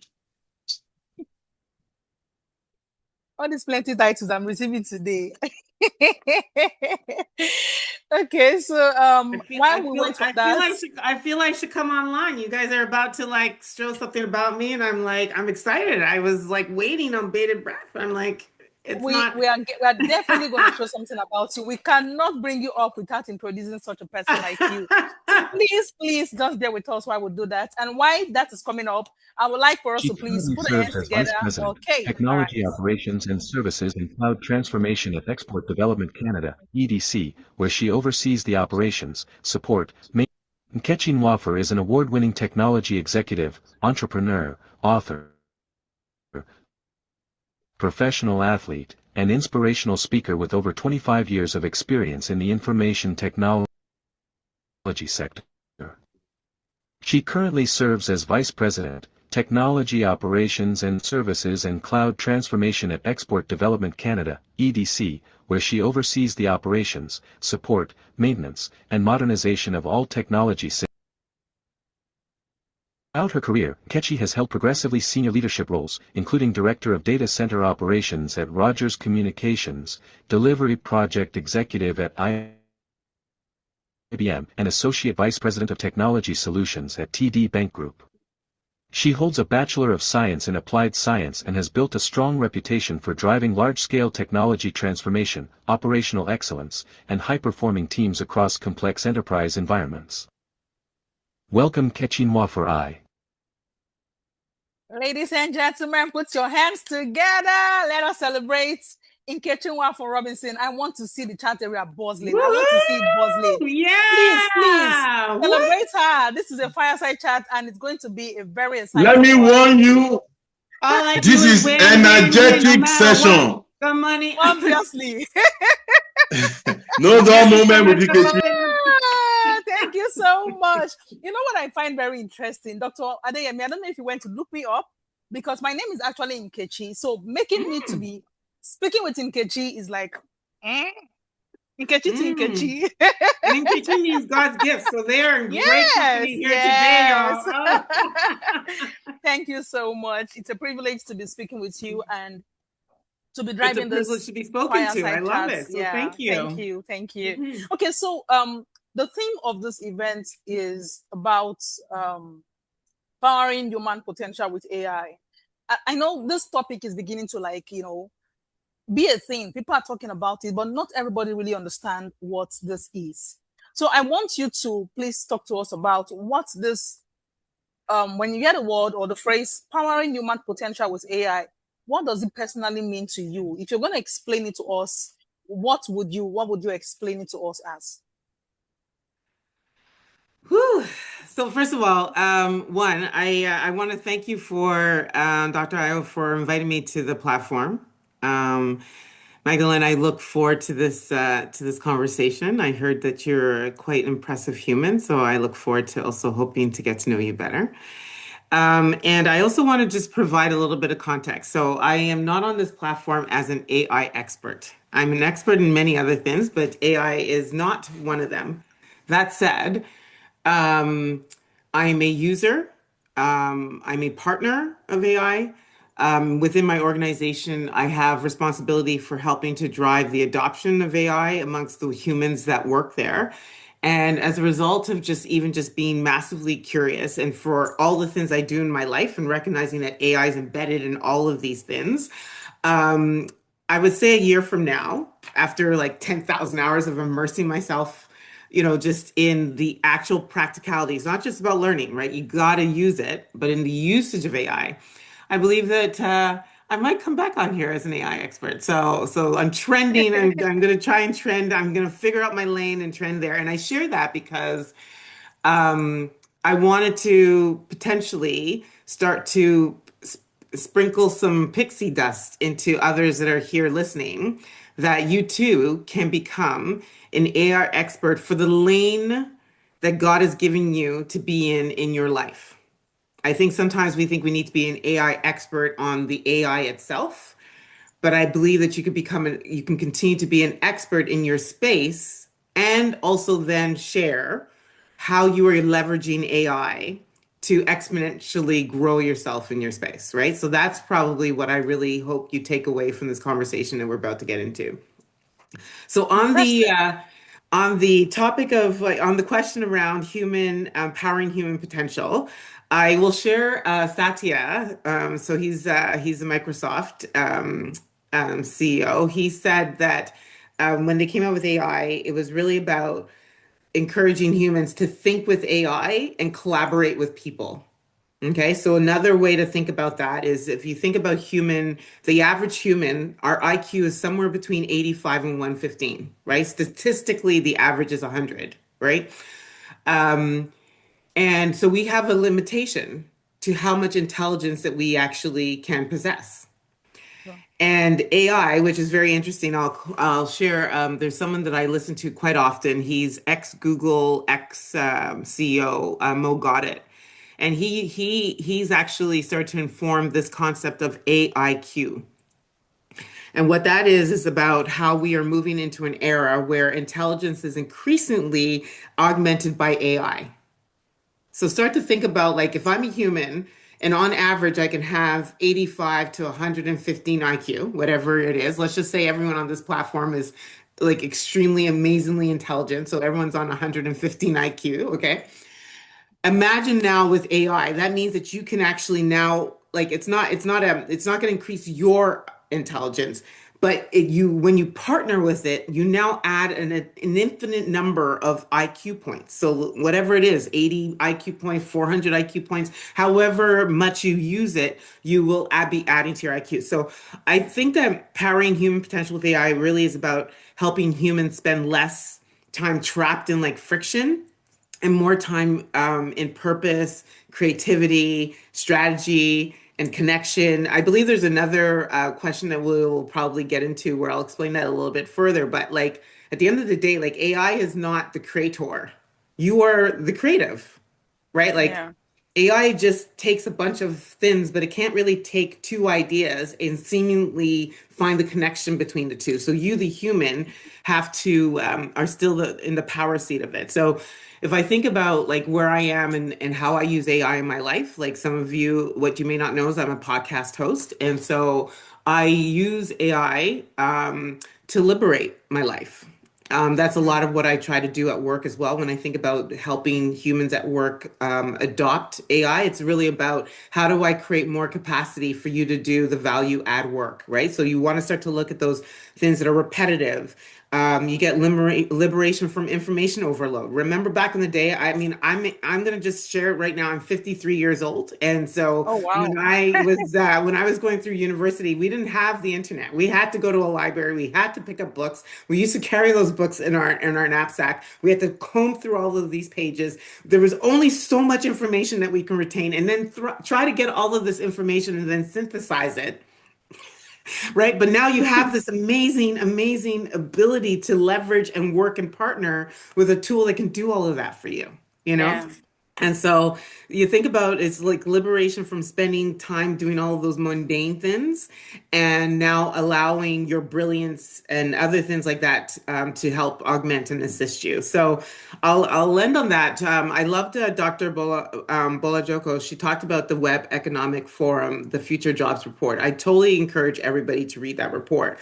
But in that report, that also confirms what I'm sort of talking about, right? That technology is not a replacement for human capability, but it's more of an enabler of human potential. So let's remember that AI is not here, and the goal is not to make humans think like machines. The goal is to really free us to help us think more deeply as humans. Amazing. Thank you so much. It is how you have literally answered almost all my questions in one answer. Now we get to dive a little bit deeper then. Yes, of course we will. And I really, really do like the fact that you talked about AI as a partner and not a competitor, which is where a lot of people have fears. They feel like, AI is coming to take my job. And then I like that you also emphasize the fact that people do not have to become AI experts for them to maximize AI, which means that regardless of the field you are, you can be the best you can be by exploring AI in that field. Not everybody is going to be a tech person. Everybody needs to just understand that, which means that if I'm a finance person, if I'm going to thrive in the world of AI, I need to be able to figure out how I can use AI to make my work as a finance person better. So AI is our partner and not our competitor. Thank you so much for. There's something that you said that I just want to double click on is that there's such a fear that there's actually I don't know how many years ago it came up, but there was like AI is going to take my job.com. Like there's actual sites, right, that you can go to and then you can put in your job and it tells you. And this is what I've come to learn. AI is going to take repetitive jobs. Anything that is like, every single day you're going in and you're doing the mundane work, right? That's a guarantee. Like that's where it works really, really well. But AI is not going to take your job. AI will take people that are using AI to do your job will take your job. Absolutely. Right? So you have to really think about that. AI itself is not going to take your job. It's the people that are using AI and have figured out how to do your job using AI that are going to take your job. True that. Thank you so much for that emphasis. Okay, so very quickly, we're moving to the next question. And that question is, what human skills do you believe will become even more valuable in the age of AI? Just like you've said, those who know how to use AI would take the jobs of those who do not, which means that there is a human part of, there's a human part of it. So from that perspective, what human skills do you believe will become even more valuable in this world of AI?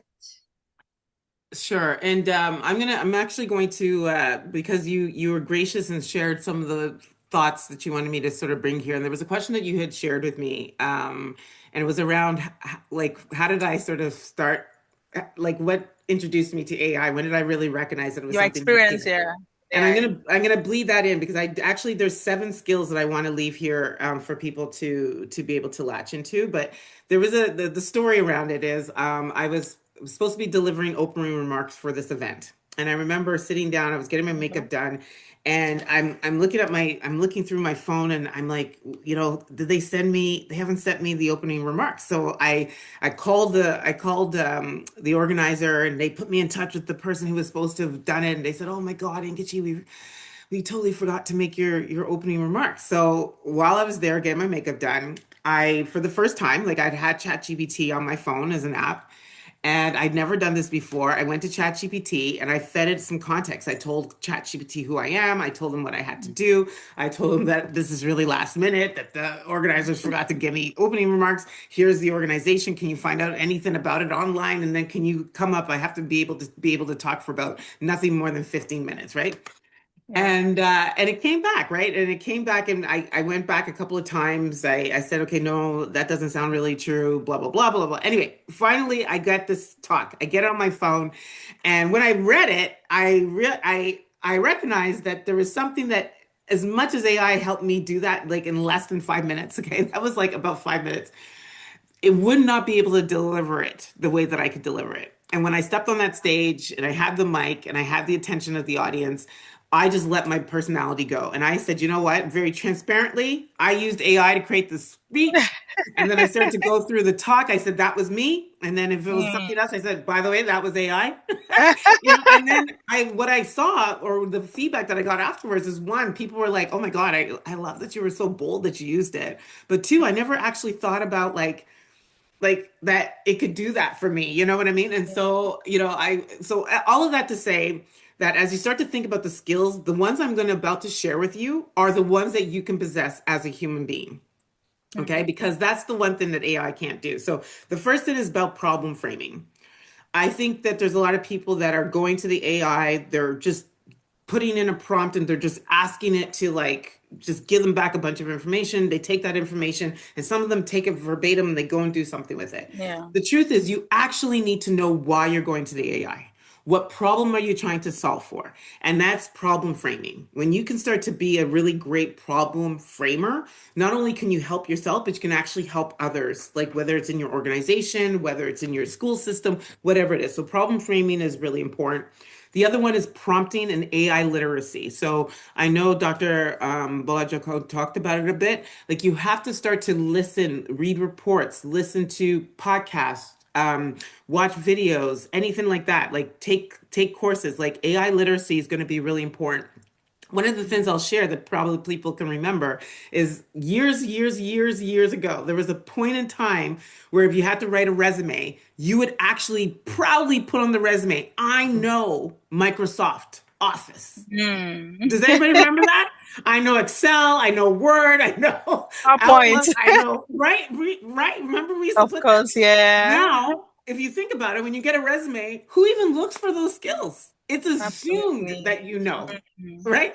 And AI is going to become that. It's going to be so commoditized at some point or other that people are not going to wonder if you know. There's just an expectation that you actually know how to use it. So AI literacy, prompting, prompt engineers are like such a hot commodity, high in demand. On LinkedIn, you'll see a lot of people are saying that AI are taking jobs, but do you know that LinkedIn added 100,000 jobs onto the platform last year?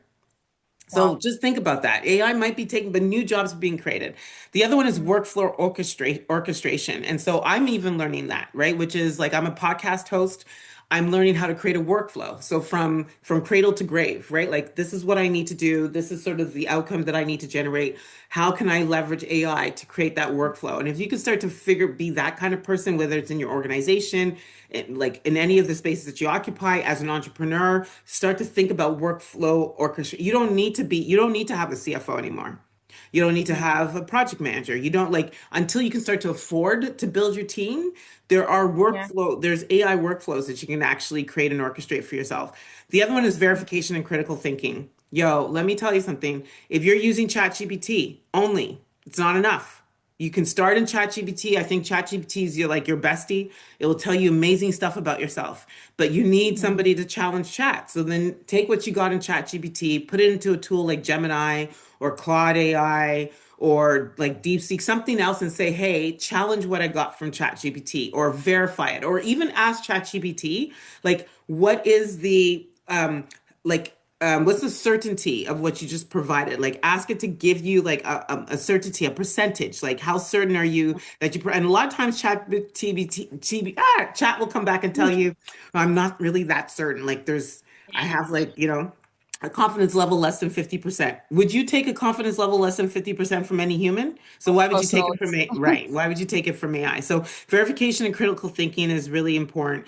The other one is so I did creative thinking. So I think I talked about that earlier. Like, AI does not have the capacity, right, or the capability right now to take two ideas and sort of link them together. So that human creative is still exceptionally important. And it's probably one of the higher demands, even more than analytical thinking. Creative thinking is such an important thing. Like AI can't choose what is meaningful. AI can't know your audience and know what emotional content will move them the most. You have to be able to do that. So that would be number 5. Number 6 is repurposing a multi-format synthesis. So another example I'll give you is like for example, Magdalene or Dr. Ayo, let's just say you're recording this this experience, right? That's going to be long form video. What you can then do is you can then take AI and create a whole bunch of short form videos from this, like little clips.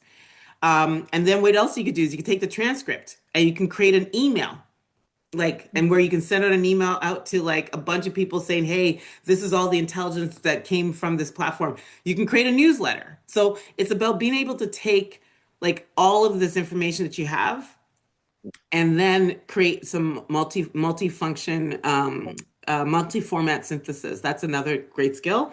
And the last one that I'll share and leave here is just continuous learning and adapting, right? Like go where your excitement leads you and just stay exceptionally curious and just see how you can continue to help people.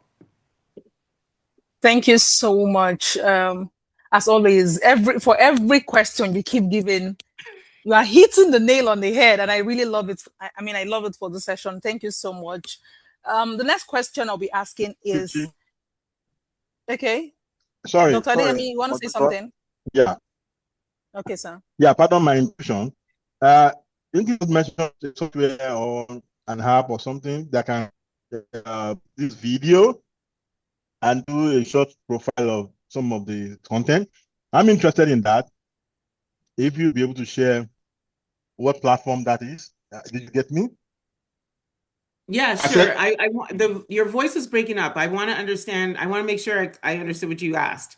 So I made a mention about taking long form video format and then being able to, right. So there's a tool called I'm just going to share what I use, right? Like, I use a tool called Descript AI, DESCRIPT.ai. And what I then do is I take whatever long format video I have, I upload it to Descript. And Descript has a bunch of capability and functionality on there that you can use.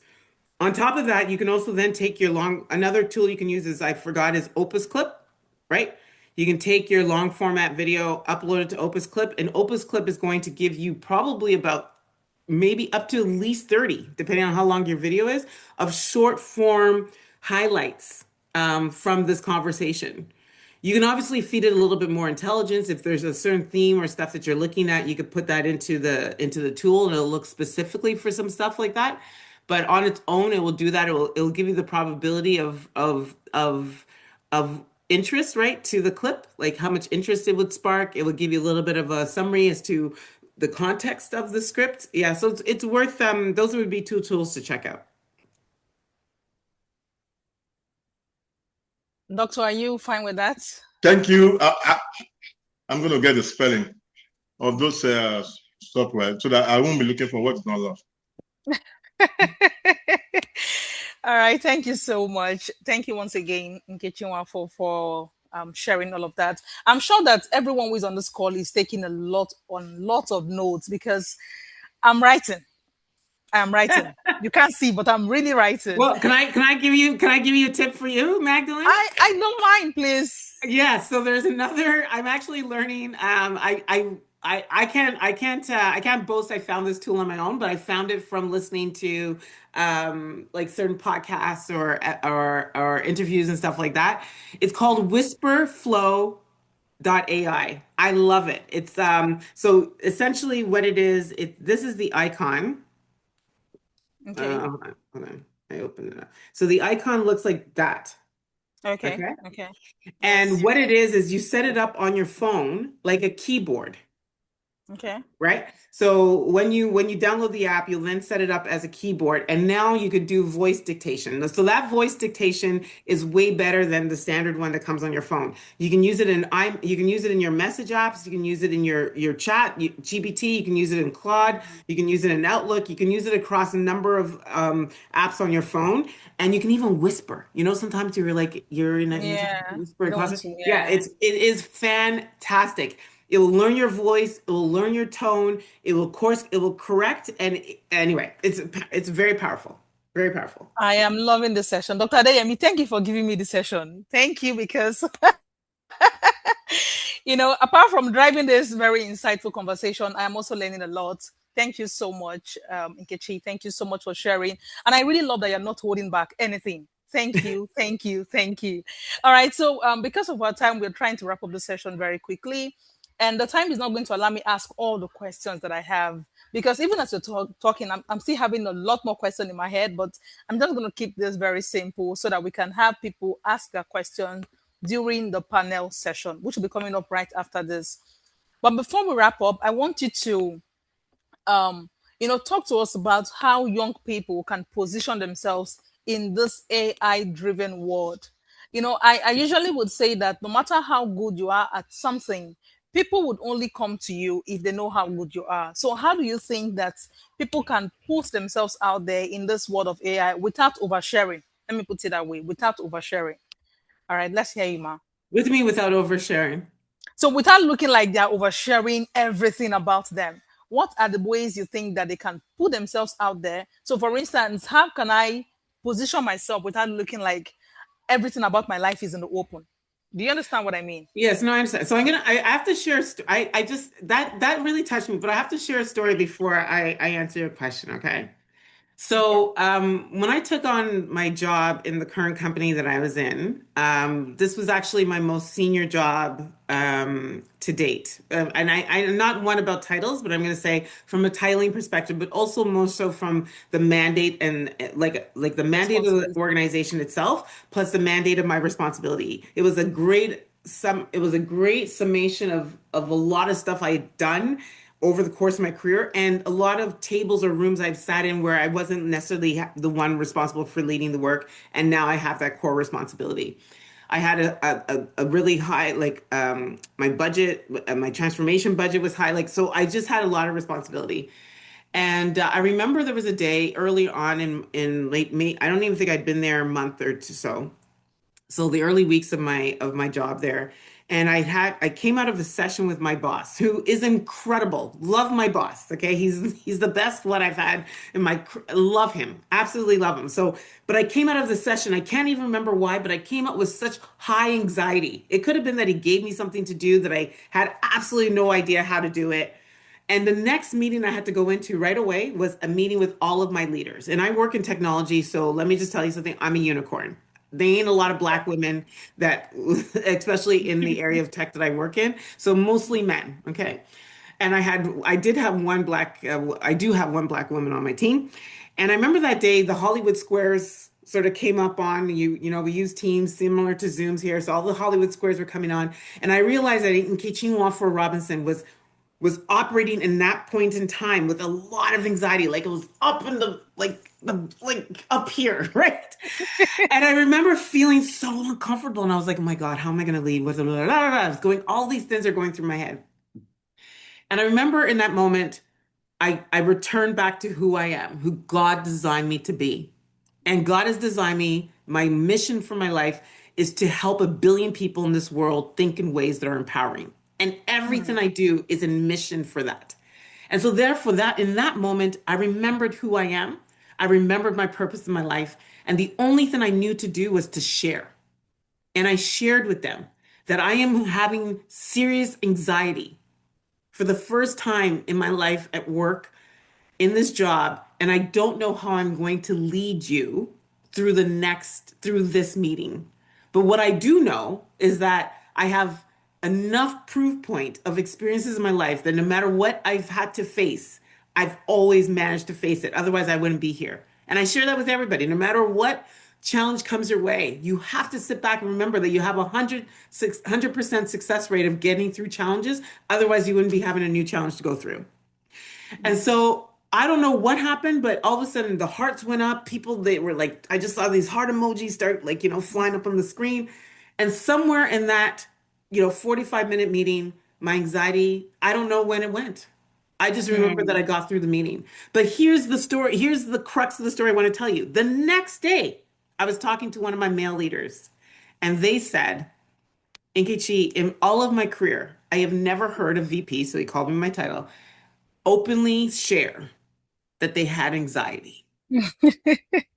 He said, I was telling my partner that changed him in that moment.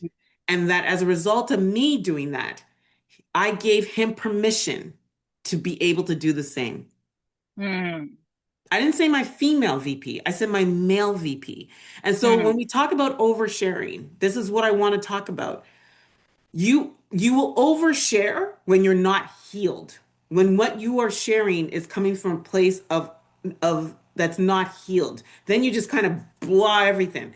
But if you're sharing from a place of a lesson, of a learning, of a wisdom point, then share. That's not oversharing. So that's what I just want to, sometimes we don't talk about that. We're like, I'm not going to share my life. Yeah, well, if your life is broken, then don't share it. But if your life is fixed and has purpose and meaning, share, right? So young people, share. You can mentor people already. You don't need to be waiting to have the biggest job. Do it now, right? If not you, who? If not now, when, right? Anyway, to answer your question, and it's probably the same because it's going to be, AI is not about technology. Okay, let me just tell you something. It is, there are tools. Yes, there are scientists that are sort of developing the AI, but AI is not a technology tool. AI enables human potential. AI will reveal in you what's lacking, right? It will reveal the human skills that are not really strong. So really start to think about some of those, like, what's your critical thinking? How do you show up to problems? Like, start to think about, like, don't fear AI, get curious about it. Get curious to see what areas about yourself it's actually exposing as opportunities and areas for you to continue to grow and to lead from, right? So allow it to advance your leadership, allow it to really augment you really, really quickly. Like, you have the capability, unlike us who had to like use maps to like just navigate going down the road. You have to get like an atlas. We used to have to go get these big ass phone books to like find people's phone numbers, right? Like, so right now, like, don't fear it, learn it, build adaptable skills, not just static knowledge. I think gone are the days where you have one title, one job for your entire life, right? Like, you could be multifaceted. So look at that really, really well.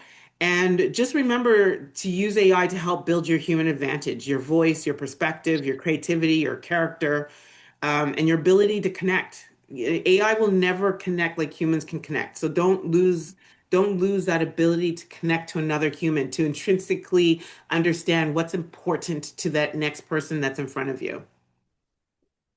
Wow. Thank you so much, Doctor. Dr. Adeyemi, if you leave us, we should be going 3 more hours. Are we allowed? Because there's a whole lot, and I'm sure that this time is not enough. We have people on the call that may want to ask questions and probably add some more points. So, Nkechi, something happened. Okay. I think there's somebody I had a conversation with some time back, and he asked me. He said, I saw your summit coming, and Nkechi will be speaking. He said, have you discussed with Nkechi about the fact that you are looking for a job? Oh, I said, oh, that's what the point is here. This is Nkechi to come and give us that insight. So when you were speaking about what you just said about the, sharing and all of that, and I said that to a lot of people, when you bottle it up, then you don't get any support or information or what have you. So when you let it out, and you can get many support. And on this call, I'm also, we quickly acknowledge some of our previous speakers that have also joined us.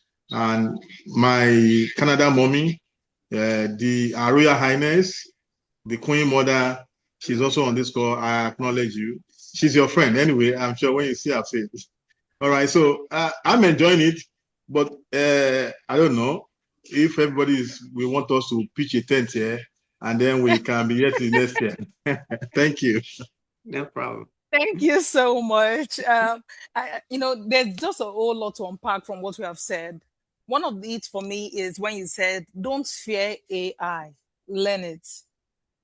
I mean, I don't know if anyone is having that ringing in their head like a ringtone, but for me it is, because in positioning ourselves, we need to understand that in this world of AI, you just have to learn it. Also picking from what Doctor said when he talked about speaking up, speaking out. I started out this year with one mantra, and that is, a closed mouth is a closed destiny. Nobody would know what you can do. For instance, I'm going to share, since we're talking about sharing, I'm going to share mine as well. I'm here today hosting this event because I reached out to Dr. Adeyemi. Doctor, you can confirm that information. I saw the flyer and I reached out to him to say, I can do this. This is something I do. I wouldn't mind being in your team to do this. And he allowed me to do it. And I'm here today. If I'm not here today, I would not meet someone like you. And I'm enjoying this whole thing. Okay, so that is what it is to share, to open up, to talk about what you do. And, also picking from your stories when you talked about how you could express even the things that anybody would have termed as weaknesses. But you share them to say, look, I'm having this anxiety. It doesn't make me a failure. It doesn't make me a weak person, but this is the situation. But even with this situation, it doesn't define my capability. I really love that. I really love that. Thank you so much. Because of our time, I'm just going to ask one last question, and then we can wrap up this fireside and we move to the panel session where everyone can also ask their questions. Okay, so in one last sentence, could you please describe what the future of AI is to a young professional today? Because what we're experiencing today, somebody had talked about it, or people have been talking about it years before now, and today we're in that reality.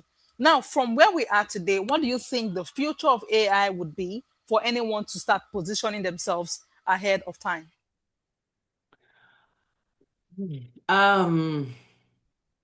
funny. I wanted to answer that question in a moment to see what would come, and I think that quite honestly, people that are fearing AI is because they are looking at it as a tool. They're looking at it. People will talk about like robots are going to eventually come and take over and this and the other. And I truly do believe, especially for the young people, the future is going to, the greatest advantage in AI will not be about competing with the machines. I believe it's going to be about you becoming fully human. And in a world where we do, we always talk about what we're doing. We have to-do lists. I often encourage people to write their to-be list. And so be more creative, be a problem solver, be a creative thinker, be somebody who wants to actually just help, to lean into help, and then use the AI to figure out how to do it. Right? I always say to everybody, like even before AI became this big craze, is people fear technology, all aspects of technology. It's just like our phones, right? Like nobody knows how to put this phone together. Nobody here on this call knows how this phone was put together, nor how the apps really get onto the phone. But all of us know what we need to do and how to use this phone to get that done. Does that make sense? Yes. All of us here know how to use this, know what we need to do and how to use this phone to get things done. And that's no different than AI. It's your helper. Okay, thank you so much. At this point, I'm expecting emojis to be flying everywhere, like distribute it like a flyer, please. Okay, hold on. It's your helper. I should have mic drop or something like that. Like, I wish we had that was emoji. Yeah. Stop. Thank you so much. I absolutely enjoyed the session with you. Thank you so much, Nkechi. I mean, again, it's a privilege to be sharing name with you. It just goes to say that every Nkechi out there, we're just unique. Except for one Nkechi, but there's one Nkechi that I just refuse to. Thank you so But much. all the Thank other you so Nkechi's much. are You she's okay. not going yet. Yes, Let's I just know. have We're having a panel session after this. Right. Okay. No. Let's just have all the speakers, and then we can have all the speakers having the panel. That's the panel session. And so all the speakers, and we can have all the questions from. So this is question from the participants. Let the participant has the question now. All right. All right. At this point, I'll be handing over to Kachi to take over this panel session. Thank you very much once again. Thank you, everyone. Thank you, everyone, for, oh my goodness, Nkechi, I'm not doing emojis anymore. I'm one person that has been struggling with this AI thing. And what you just did for me now is not just opening my eyes, you are handing me a baton of confidence. And gosh, Dr. Ayo, thank you for bringing Nkechi over. And Nkechi, thank you for delivering exceptionally well. So now we're into the panel section. Do we have all our speakers up here? Hello. So Malam take excuse. Okay. So you may want to just excuse. Okay, so basically we have Nkechi and Dr. Balajoko on the call now because yeah. Who else is here? Okay, so now participants, I want you to first of all again throw in emojis of appreciation.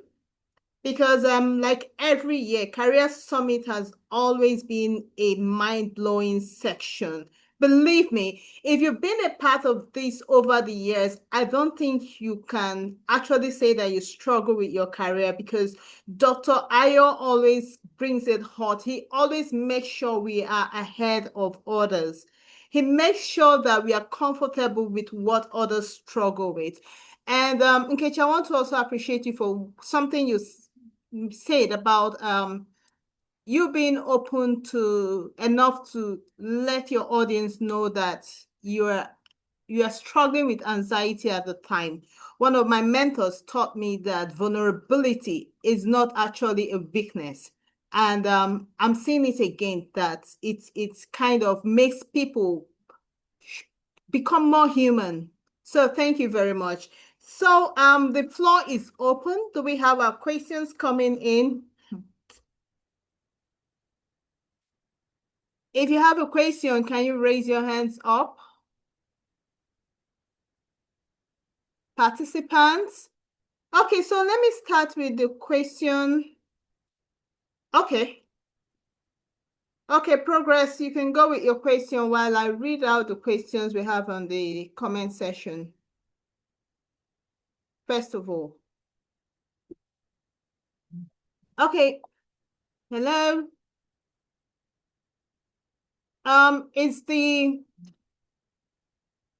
Please, can we unmute our participants? I think they're all muted. While we wait for that, okay.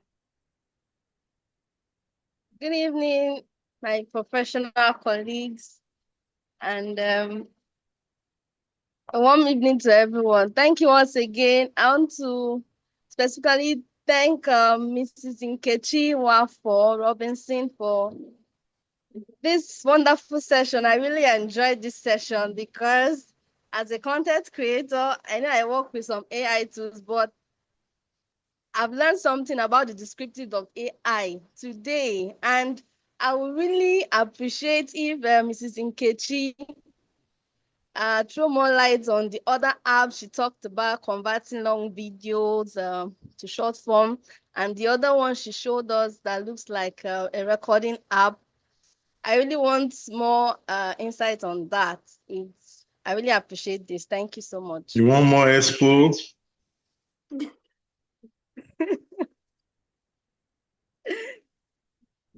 Yes, please. Okay, so I mean, I'm in no shape or form. There's hundreds and hundreds and hundreds and hundreds and hundreds of AI tools, and they're coming up really, really quickly. So, by all means, what I always encourage you is to be curious, right? Like I have there's some AI tools there's some tools that I've used and I've dashed them away.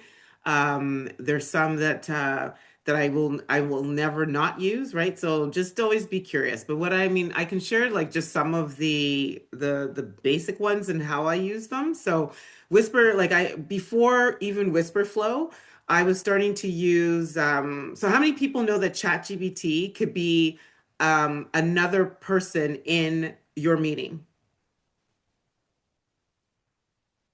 Okay. So there's a functionality with ChatGPT. It might be, I'm not sure. I am a subscriber, so I am speaking from the context of being a subscriber. But there is a function in ChatGPT where you can turn on ChatGPT and it could become a member of any conversation that you're in. So let's just say you have your teams together and you want to brainstorm. And I always say, like how I opened up the fireside chat was with Satya's quote, which says, "Think with AI, collaborate with people."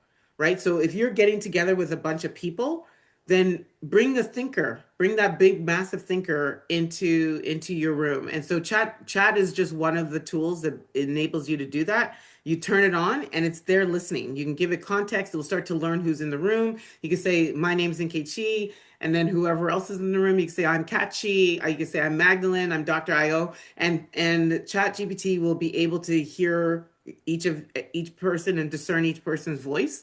And then afterwards, you can start to ask chat, "Hey, are there any key concepts that we haven't sort of talked about or brought into this discussion?" Blah, blah, blah.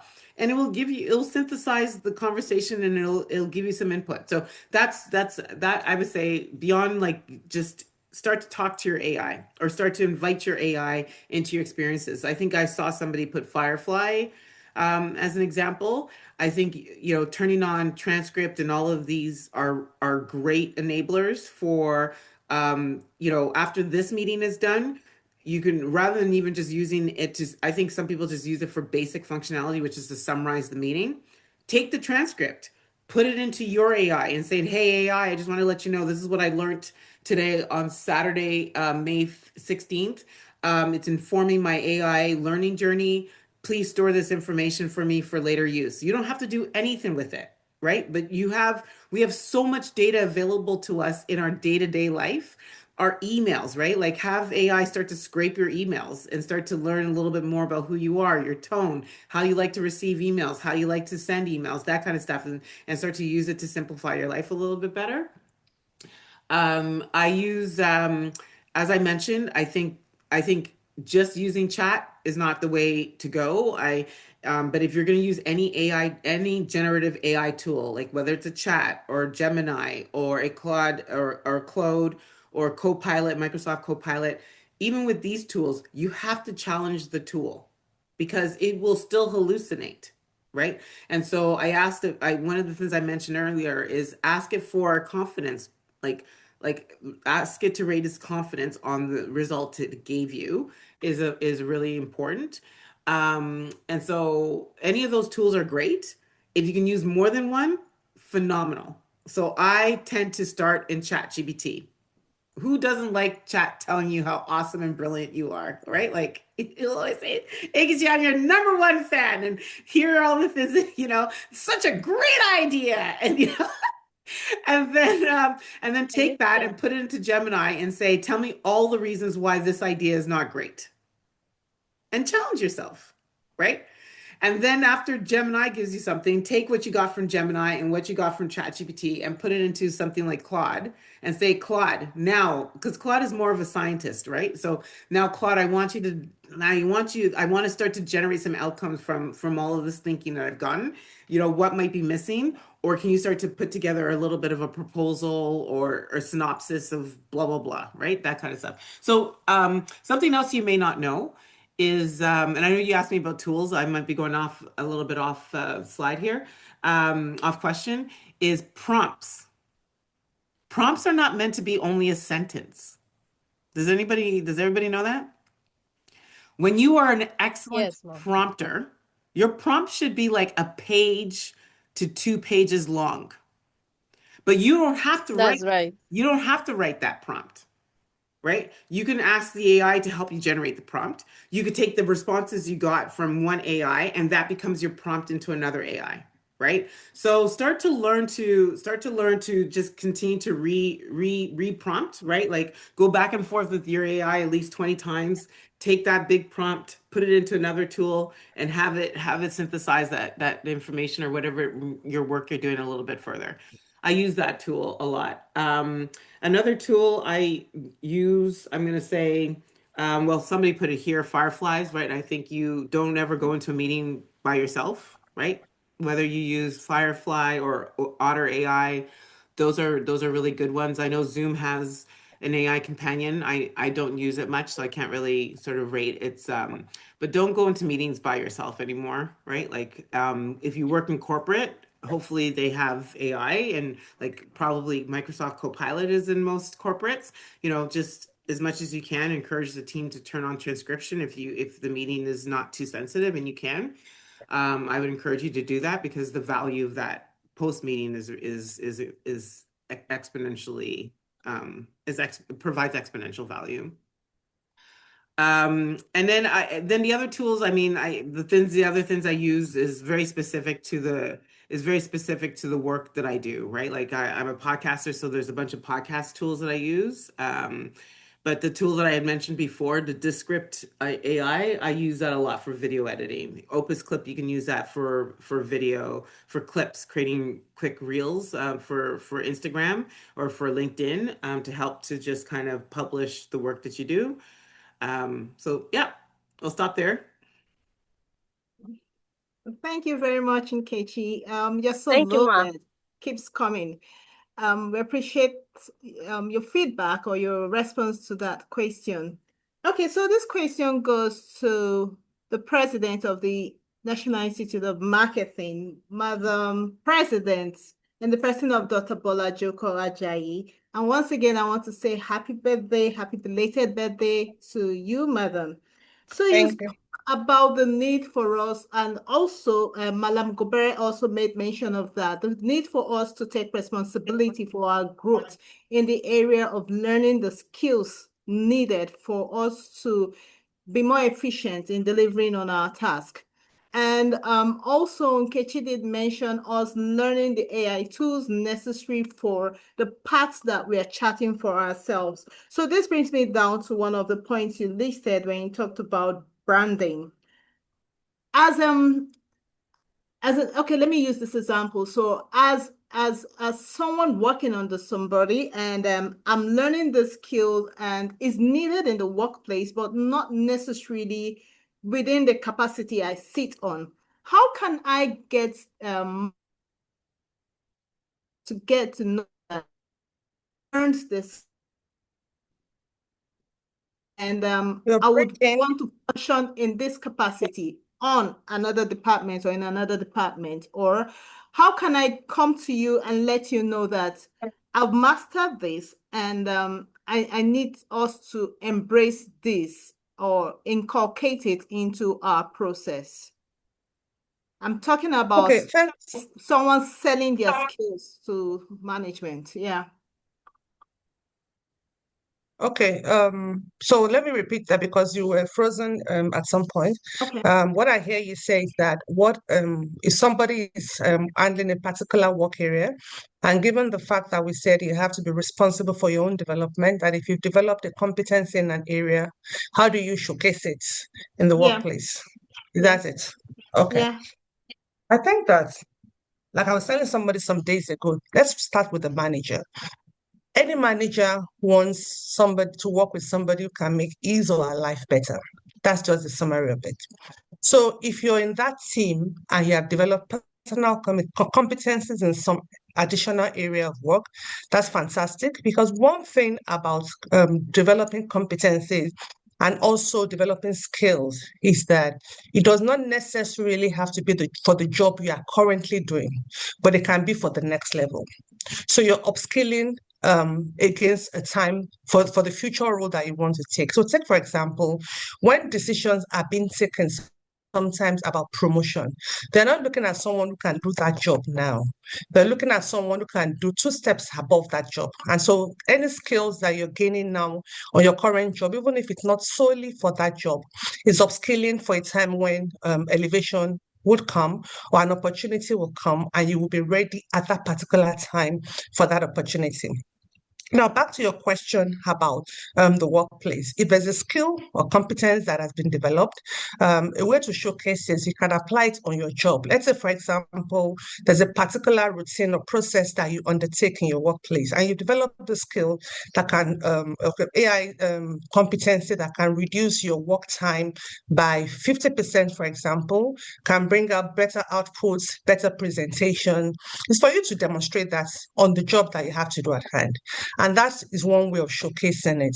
If there are no immediate opportunities to showcase, then you can speak up and ask for permission to be able to demonstrate it on a particular project you may not even be involved in. And that's part of ownership, because some of these opportunities will not be in your domain. It may not be in your workspace at that particular point in time, but it's your responsibility to ask for those kind of access and opportunities to be able to demonstrate what you can deliver. And I believe that, to the point that I cited on, every manager wants something that can make his or her life better. And so if you want that solution, that proposition is something that will be accepted and embraced. Okay, thank you very much for that depth that you've given to that question. Does any other person have a question from the audience before I come up with more questions? Any question from the audience, you can please raise your hand. Sorry? The one you sent in? In the chat room. Okay.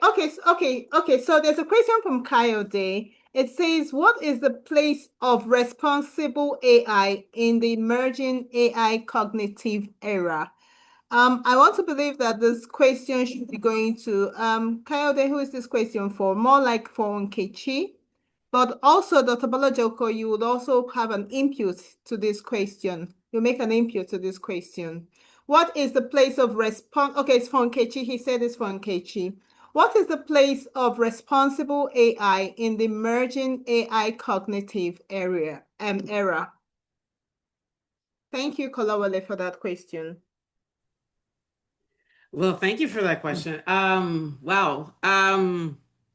So I'm going to say that responsible AI, and there's, I'm not an expert on this. At my organization, we actually had to come up with a Gen AI policy. We had to come up with sort of what responsible AI means.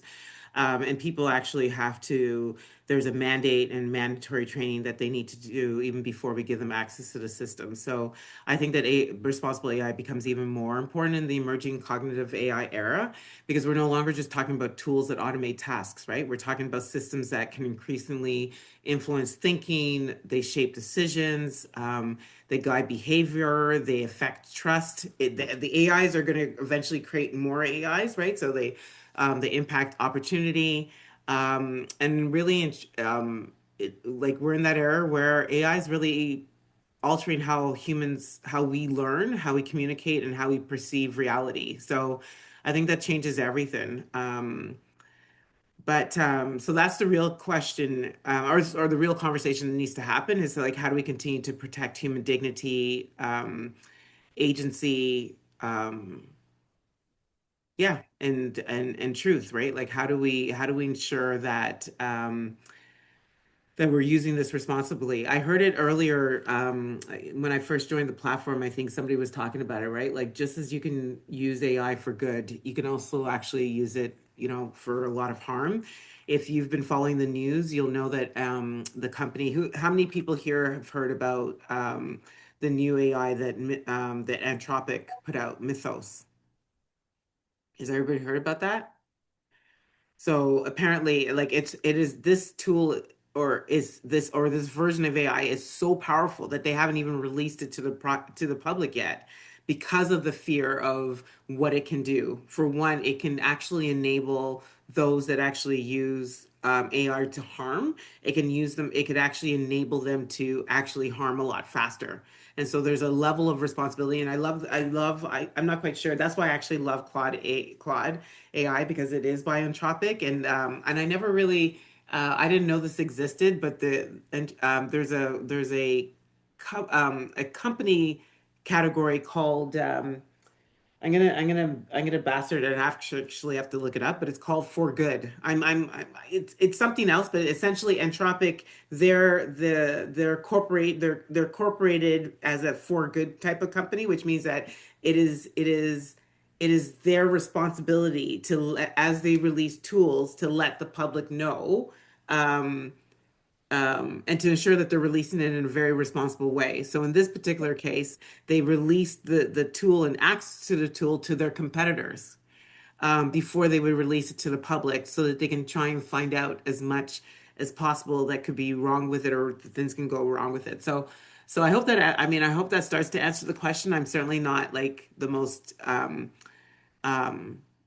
like expert to speak about that, but I can tell you that what we've had to do organizationally before we've even released access to the humans to use the tools.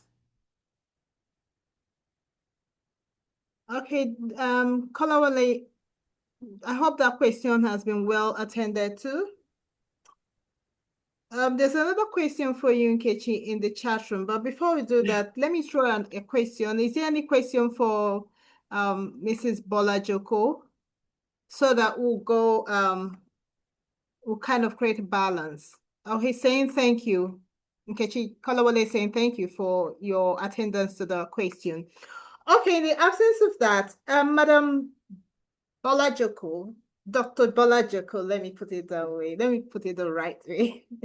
Yeah, in the course of Malam Gober's session, he did mention that this change has to go across from individuals to institutions to professional bodies and the government, for us to get to a point where we can say, yes, we're embracing AI effectively in delivering in the delivery of services or process in the workplace. You are the president of the National Institute of Marketing. How can you, as an institute, you representing the institute, what is the work going on between the institute and its members, if there are students, organizations, or any form, because you're a body that has the responsibility for the learning and the practice of marketing in Nigeria? So I would like to ask, how are we embracing AI across boards, and which tools should marketers who are on this call start looking at embracing for them to upskill or for them to be more efficient in their workplace or in their career path? Thank you. Okay, so I'm going to speak from your first question in terms of as an institute. So one of the things our core responsibility is to drive capability development as an institute, and that cuts across our various stakeholders, starting from students all across to the different cadres of membership.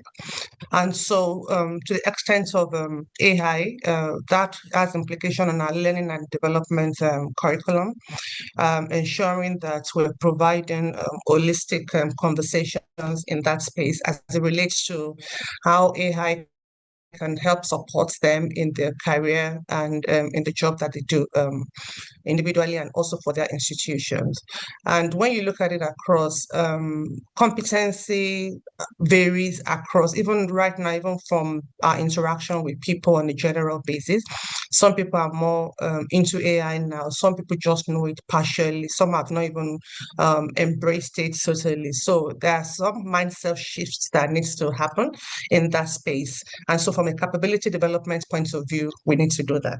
The other part of it is from an ethical point of view, because as an institute, ethics is at the center of everything that we do, ensuring that our members are practicing marketing ethically in their different professional spheres. And so, as we also know for AI and its implication on ethics, a large part of what we do as marketeers lies around ethics. How are we communicating our product in the most ethical way? And how are we communicating value? Are we managing data responsibly? Because data privacy is a big part of all this conversation. In some other countries, there are more accountability for how data is being managed. We're not as advanced as that. So there are also preemptive conversations that we need to have to ensure that from a data point of view, we're letting our people know about how data can be managed responsibly. There are also issues around governance. Governance also is part of what, as an institute, that we're tasked to uphold. And so governance is also part of it. Things around even ESG. ESG as an agenda is also quite integral into all this AI conversation, how we're having organizations that are depicting themselves and communicating to people, and how just general about responsible marketing. I think that's also part of the conversation. So as an institute, those are our core responsibility in handling the conversation. And so when we talk about tools, marketing tools that AI come in, a lot of tools now have been integrated also with marketing. Canva is a platform that a lot of people use from the design point of view, but to a very large extent, there's a huge integration with AI now. So a lot of marketers use that as a low-hanging fruit. We also have Claude, which is also quite widely used by people from the marketing point of view, and even as basic as Copilot on Microsoft. As marketers, part of what we do is around storytelling, around communicating propositions. So marketers can use that, and at the end of the day, AI is basically what you put in is what you get out of it. And so ensuring that even in the right prompts that we're using, in the request that we're making, we're quite precise about what we want that tool to do for us.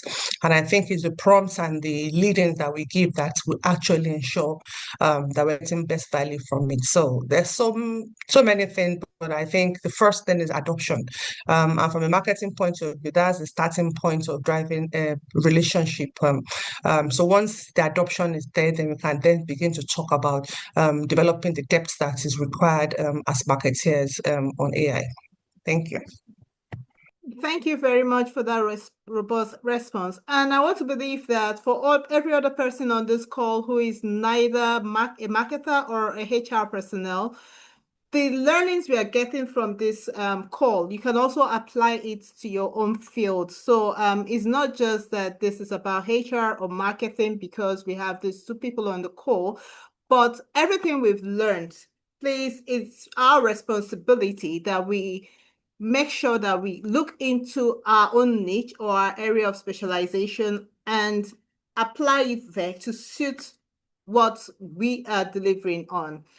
Okay, so there's a question on the chat room. It says, as AI continues to automate tasks across industries globally, what uniquely human skills, like list of skills, do you believe will become most valuable in today's cognitive era? And how can startup professionals begin developing them today? Terry, who is this question directed to? Is it to Nkechi or to Dr. Bola Joko? Okay, so who can take up the question? I'll read again.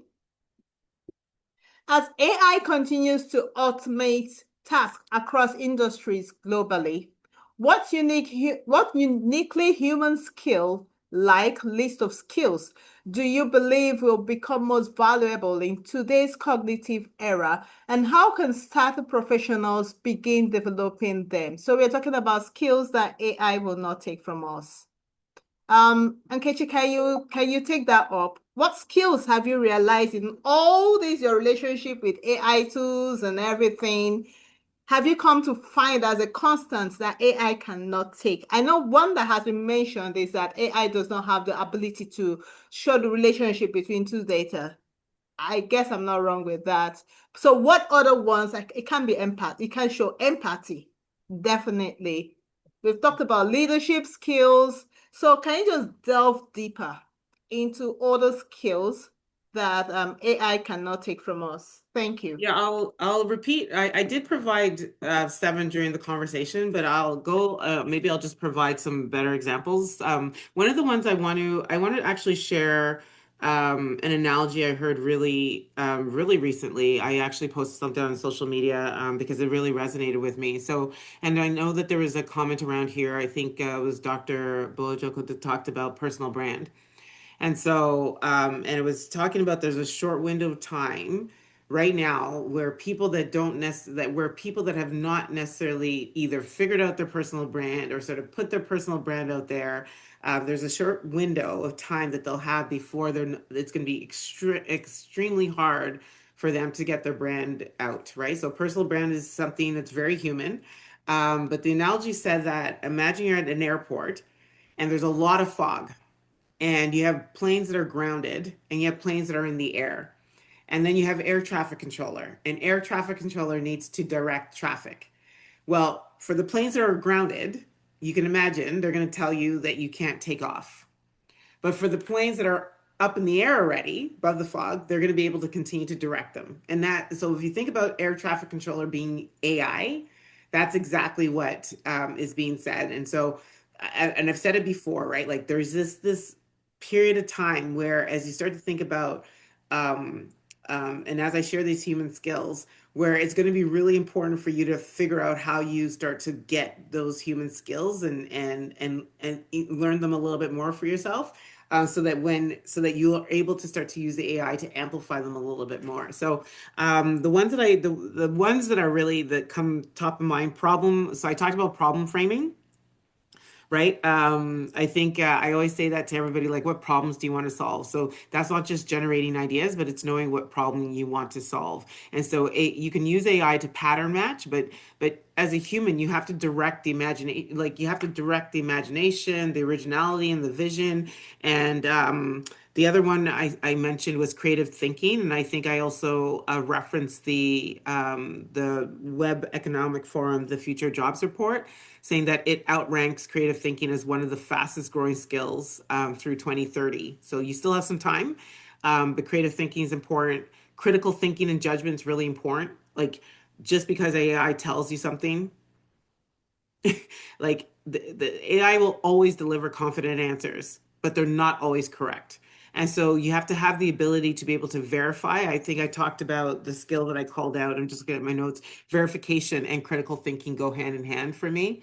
So you have to be able to just continue to push back, ask the questions, challenge the AI. So question discern is irreplaceable because the AI won't do that for you. Okay, so critical thinking, verification, and judgment, it's going to be really important. Emotional intelligence and empathy. AI will bring you a lot of ideas. You have an audience. You have a team. You have, I don't know, a book you need to write. You have a speech you need to deliver. You will know intrinsically the human aspect that AI can't. And so you have to be the human translator in that perspective. So think about emotional intelligence and empathy as a huge skill to continue to lean on. The ability to read the room, to lead with empathy, to build trust is not anything that any algorithm can replicate. I know, again, I feel like I've been saying her name so much, so we're gonna have to meet, Dr. I actually want to put you on my podcast, so let's talk about that. But I think you talked about storytelling, right? Like I often say this when I speak that if we just look at each other, we'll see our differences. But if we tell our stories, we see our similarities. And so communication, storytelling is extremely human. AI can't replace that. It can generate content, but we're the ones that give it meaning, give it context and resonance. I shared that story about that speech, right? Like it just gave me, if I just went up there and read the speech without sort of putting a story around it, actually telling them how that speech came to be, or like, putting my own personality into it, it would not have resonated with one human in that room. Adaptability and resilience is really important. If you think that we're moving fast now, buckle up, because I think it's going to get even faster, and more uncertainty is on its way. But I truly do believe that there's something about uncertainty that creates opportunity. So this is really the time to dive in. Leadership is going to be big. I know even as a leader, I can't hang my tails. I'll tell CIOs all the time that, yeah, your job can be replaced as well. But the way you lead, your ability to influence, like social influence, those are the things that, nobody, like if you've got charisma, you will be able to lead and influence people till the end of time. And the last one I'll leave you with is curiosity and lifelong learning, right? Like I think there's something just about being insatiably curious about life, about yourself, about others, about things, about the AI, about whatever's happening in the world. Just really continuously be curious, keep wanting to learn, unlearn what isn't serving you so you can make space to learn what you need to know. And then just make that a core competency of yours. Okay, thank you very much for that response. Dr. Bolojoko, do you have anything to add to this? For the skills, I think she's spoken largely about a lot of them. Okay. What comes to mind for me is authenticity. When you read some, like for example, document generated, it doesn't sound like a person. And so as much as AI helps to help develop some of this content, we still can't lose the essence of who we are. So we still need to be authentic to our own voice. A key component of marketing is your voice and your tone. And over time, people have come to recognize how you sound and how you see things. And if there's a deviation from that, and it doesn't really reinforce authenticity. So I think that authenticity is the human factor that you can't take away, and which we need to be true to. Thank you. Thank you very much. So at this point, I would like both of you individually to give us a closing remark looking at our topic, powering human potential with AI. So Nkechi, in one sentence, what is your what's the last thing you want us to take away from our conversation or our time with you? One sentence. So I'm going to say this. AI is raising the floor for everyone. And I think your job is to raise your ceiling. That is deep. That is deep. Please, can you just write that down? Can you say that again? Say that again for people that didn't get that. In the back of the room, AI is raising the floor for everyone. Your job is to raise your ceiling. Oh my, this is mind-blowing. So she has thrown it back to us again. Raise your ceiling. Smash that ceiling. Thank you very much, Nkechi. That's a powerful summary. That sounds more like a topic, a full topic, not a closing remark.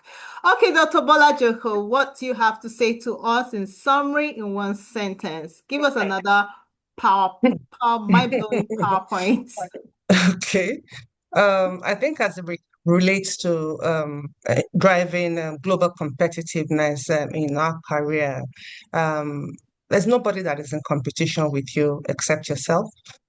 So how well you use AI to drive leadership is really up to you. Thank you. How well you use AI to drive leadership is totally up to you and I. So our speakers have just thrown everything back to us. So what we're hearing in summary is it's up to us to make the most out of what we've learned from this summit. And please let us go back and not just leave our notes to pile up dust, but to clear it up, digest it, as in go through your notes, be intentional, provoke yourself, push yourself, get off that cliff. AI is not taking your job. You are still in charge. So with this, I would like to bring this panel session to a close. Please, can we go on the chat box and throw in the emojis of appreciation? If you know you have learned, throw in the emojis of appreciation. You see, these are the type of things we pay so much to learn, but Dr. Ayo keeps making sure that we get this every year for free. And he keeps on bringing speakers that are not just thought leaders. They are not table shakers. They just get the legs off the table. So thank you very much, everybody. Thank you, Nkechi, for this wonderful session. Thank you, Dr. Bolajoko, for this wonderful session. I'll also want to throw a big thank you to other speakers who could not make it to this panel session. We really do appreciate you all. And I promise you, and I want all of us to be part of this promise, that by the time we are meeting this time next year, we will be authorities to a large extent in the use of AI within our areas of competence. Thank you very much. At this point, I hand over the platform back to Meg. Thank you so much, Kachi. I should clap for you as well. You did a fantastic job moderating that panel session. Thank you very much. Thank you once again to all the speakers. Thank you to everyone who had been on this call, especially for those who joined from the beginning of this program up until now. I mean, you are very serious with your life. That's how I'm going to describe it. Thank you very much. Kachi has done justice, wrapping up the entire lessons, wrapping up the entire conversation for today. And to take us into the next segment of the program, of course, we're wrapping up, but we will be taking the vote of thanks and the closing remarks from the convener of this event. However, before I bring the convener up stage, I want us on this platform to please wish him a happy birthday. What that means is I need you to please unmute your mic, and we're going to say happy birthday to Dr. Ayo Adeyemi. Like I said initially, he could have said, oh, it's my birthday, all of you should be sending me gifts and money. I don't want to do anything apart from that. But when somebody says, I want to celebrate my birthday by giving back, such a person is worth being celebrated. So let us please unmute our mics, and I'll be counting to 3. And at that point, we will all say a happy birthday, Dr. Ayo. Are we ready? Yeah. 1, we're ready. 3. Happy birthday, Dr. Ayo. Go! Happy birthday, Dr. Ayo. God bless you. Thank you so much, everyone. At this point, Dr. Ayo, please, we would like to hear from you, the celebrants. Thank you so much, sir. Hey, no go. All right. Now, the thing we say. I'm blushing. Happy birthday, Dr. Ayo. Mike, don't go. Come back with your video. It has been an interesting part session. No, but this your own. I've learned a lot. I must say, I learned a lot. I thought I know some stuff about AI, but I think today is highly illuminating for me. And in the last couple of months, there's been a lot of conversation around AI, and you think you are really tired of hearing about it. But I think the more we engage in the conversation, the more we realize that there are so much more to learn. And like the speakers have said, AI really will not take your job if you adopt, embrace, and able to also deploy it.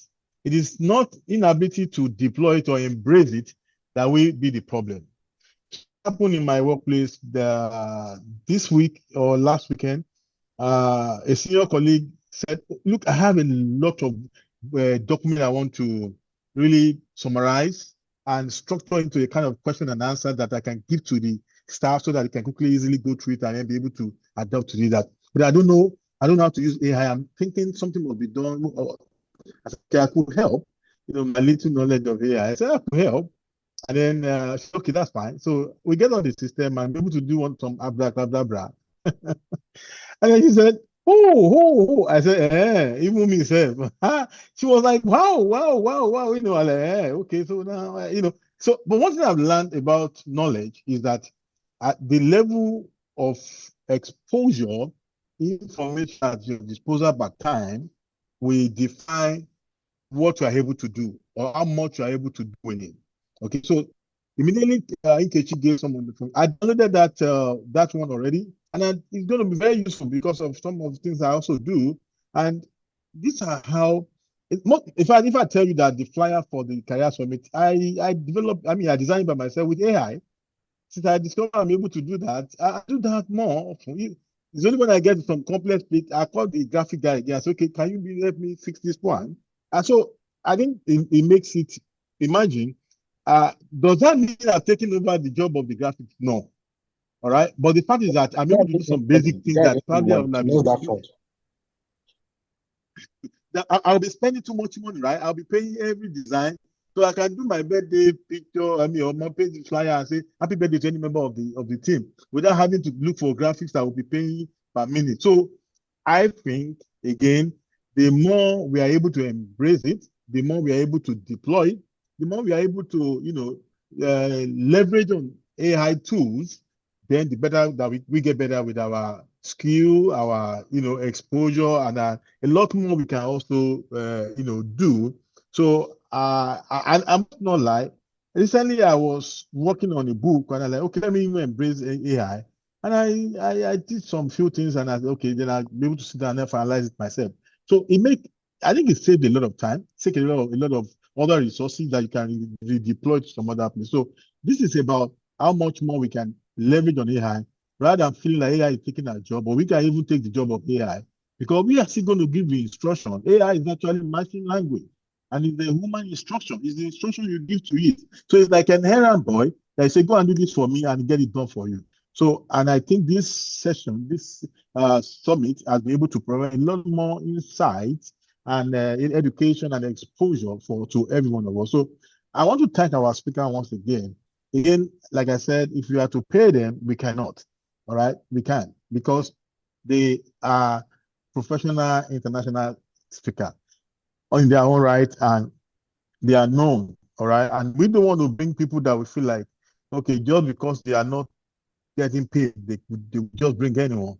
And if you look at what we have done over the year, you realize that we have worked with the best of the best of the best of the best in their field. And so I want to thank you most sincerely for this birthday gift you have given to me. Thank you so much. And we also want to thank the participants. Amazing. It's only amazing me when you have people register. We have about 400 people register for this summit. And then you see like 50 people showing up. And one thing for me is that I say, look, if you understand the value, then maybe because the feed is coming free, they probably will everything. But that's also happened over the years that people then go back and listen to it. They say, oh, can I have the link? Can I have the recorded version? I could not do this, I could not do that. But again, that does not define the fact that even if it's just one person that is empowered, through this effort, I think it's a lot of joy for me. So I just want to thank everyone that has showed up today. So and then maybe you have just put yourself aside and get right. Or maybe you have just seen maybe other program to attend this summit. I want to say thank you for coming, and I believe you are highly impacted. And I'm going to also appreciate my team. They've been there supportive over the years. Again, what can I pay you? That to say thank you. And I'm happy we are getting better together. We are growing better together. I can't find Ubete. Maybe he's got to do another gig. Ubete too now become international speaker. It's everywhere, and that's what we desire ourselves, that we can grow together. We can, mentor and then get better together. So I'm just going to say a big thank you to everyone. It's not bad, but the conversation continues. And I think some of us will summit and then go and exhibit some of those new things we have learned, that people will feel like, oh, me, I'm going to show them, like, look, I have a new skill now, I have a new information, and I'm going to display some little sakana to let them know that I'm just out of the summit. Thank you. And like I said, if anyone desires to have a certificate to also show your attendance, the certificates are accepted by professional bodies. Whenever you want to get score points, and I can tell you that for free, you can let us know. We'll be glad to support you with that. And to all my colleagues from NIM, CIPM, thank you for coming. I see quite a number of you. CIPM, in fact, NIM too, we are in election season. Both systems are in election season. And we will support all our own. Of course, again, we will support all our own. So I wish you all the best of luck. Thank you, everyone. My mother in Nigeria and my mother in Canada, my friends across the border. I can see all of you, and I can appreciate you so much for your time here. Thank you so much. That will be it for me. And the cutting of the cake will be on the birthday, the May 19th. Anywhere you are, just enter any of the, what do you call it now? The cake shop and tell them that they said May 19th is declared cake free. That's on fire. Thank you so much. I love you all. Bye for now. Okay, Dr. Ayo, please, can I just say something extra? Please, if you really enjoyed this program, you can go to your LinkedIn and share your learnings and tag the speakers. That's another way of showing appreciation. Go to your LinkedIn page, share your learnings from each of the speakers and tag them. Thank you. Thank you so much for that addition, Kachi. Very important. And thank you once again, Dr. Ayo.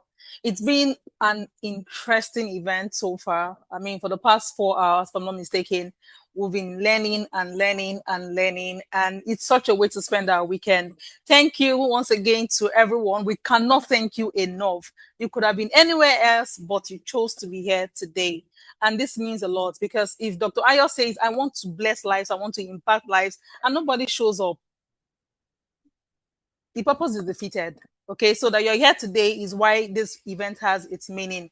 Thank you to all my moderators. It was super, super great working with you, and it's a privilege to share the stage with you all. My name remains Magdalene Ologo, and I'm a professional event host and compere, and I'm glad and excited and privileged to have hosted this event today. See you all in the next Career Summit 9.0. Please do not miss it for anything in the world. Thank you, everyone, and have a good evening and enjoy the rest of your weekend. Bye.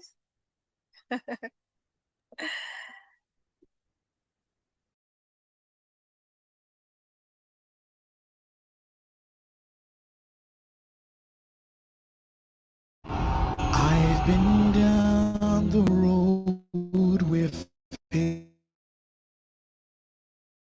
failures familiar. No one thought that I would ever come this far.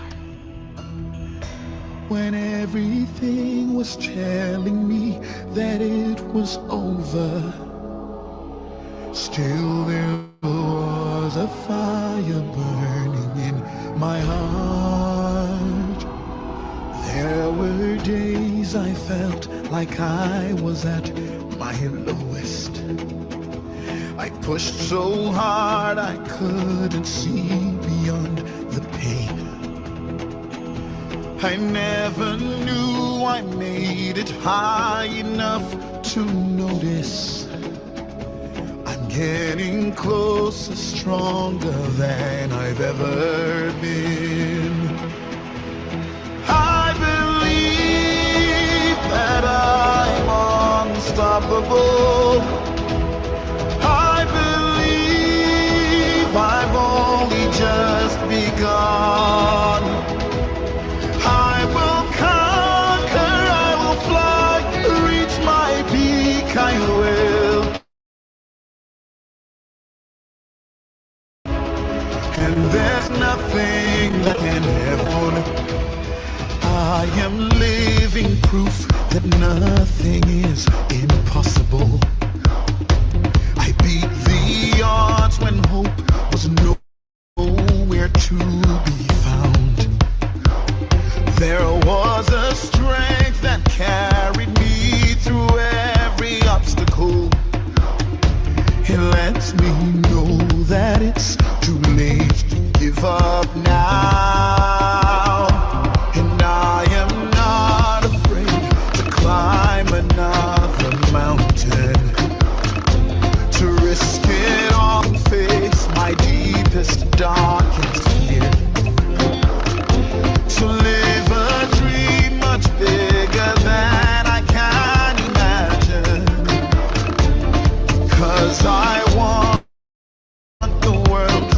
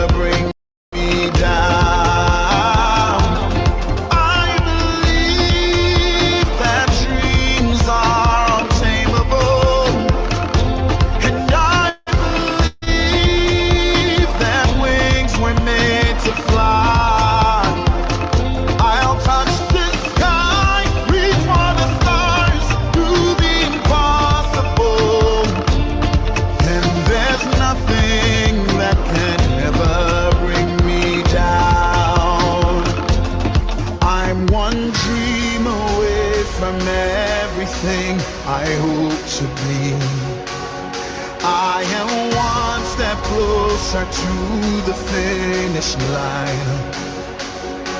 I know that every stride would lead me to my destiny, and I'm one reach away from taking what is mine.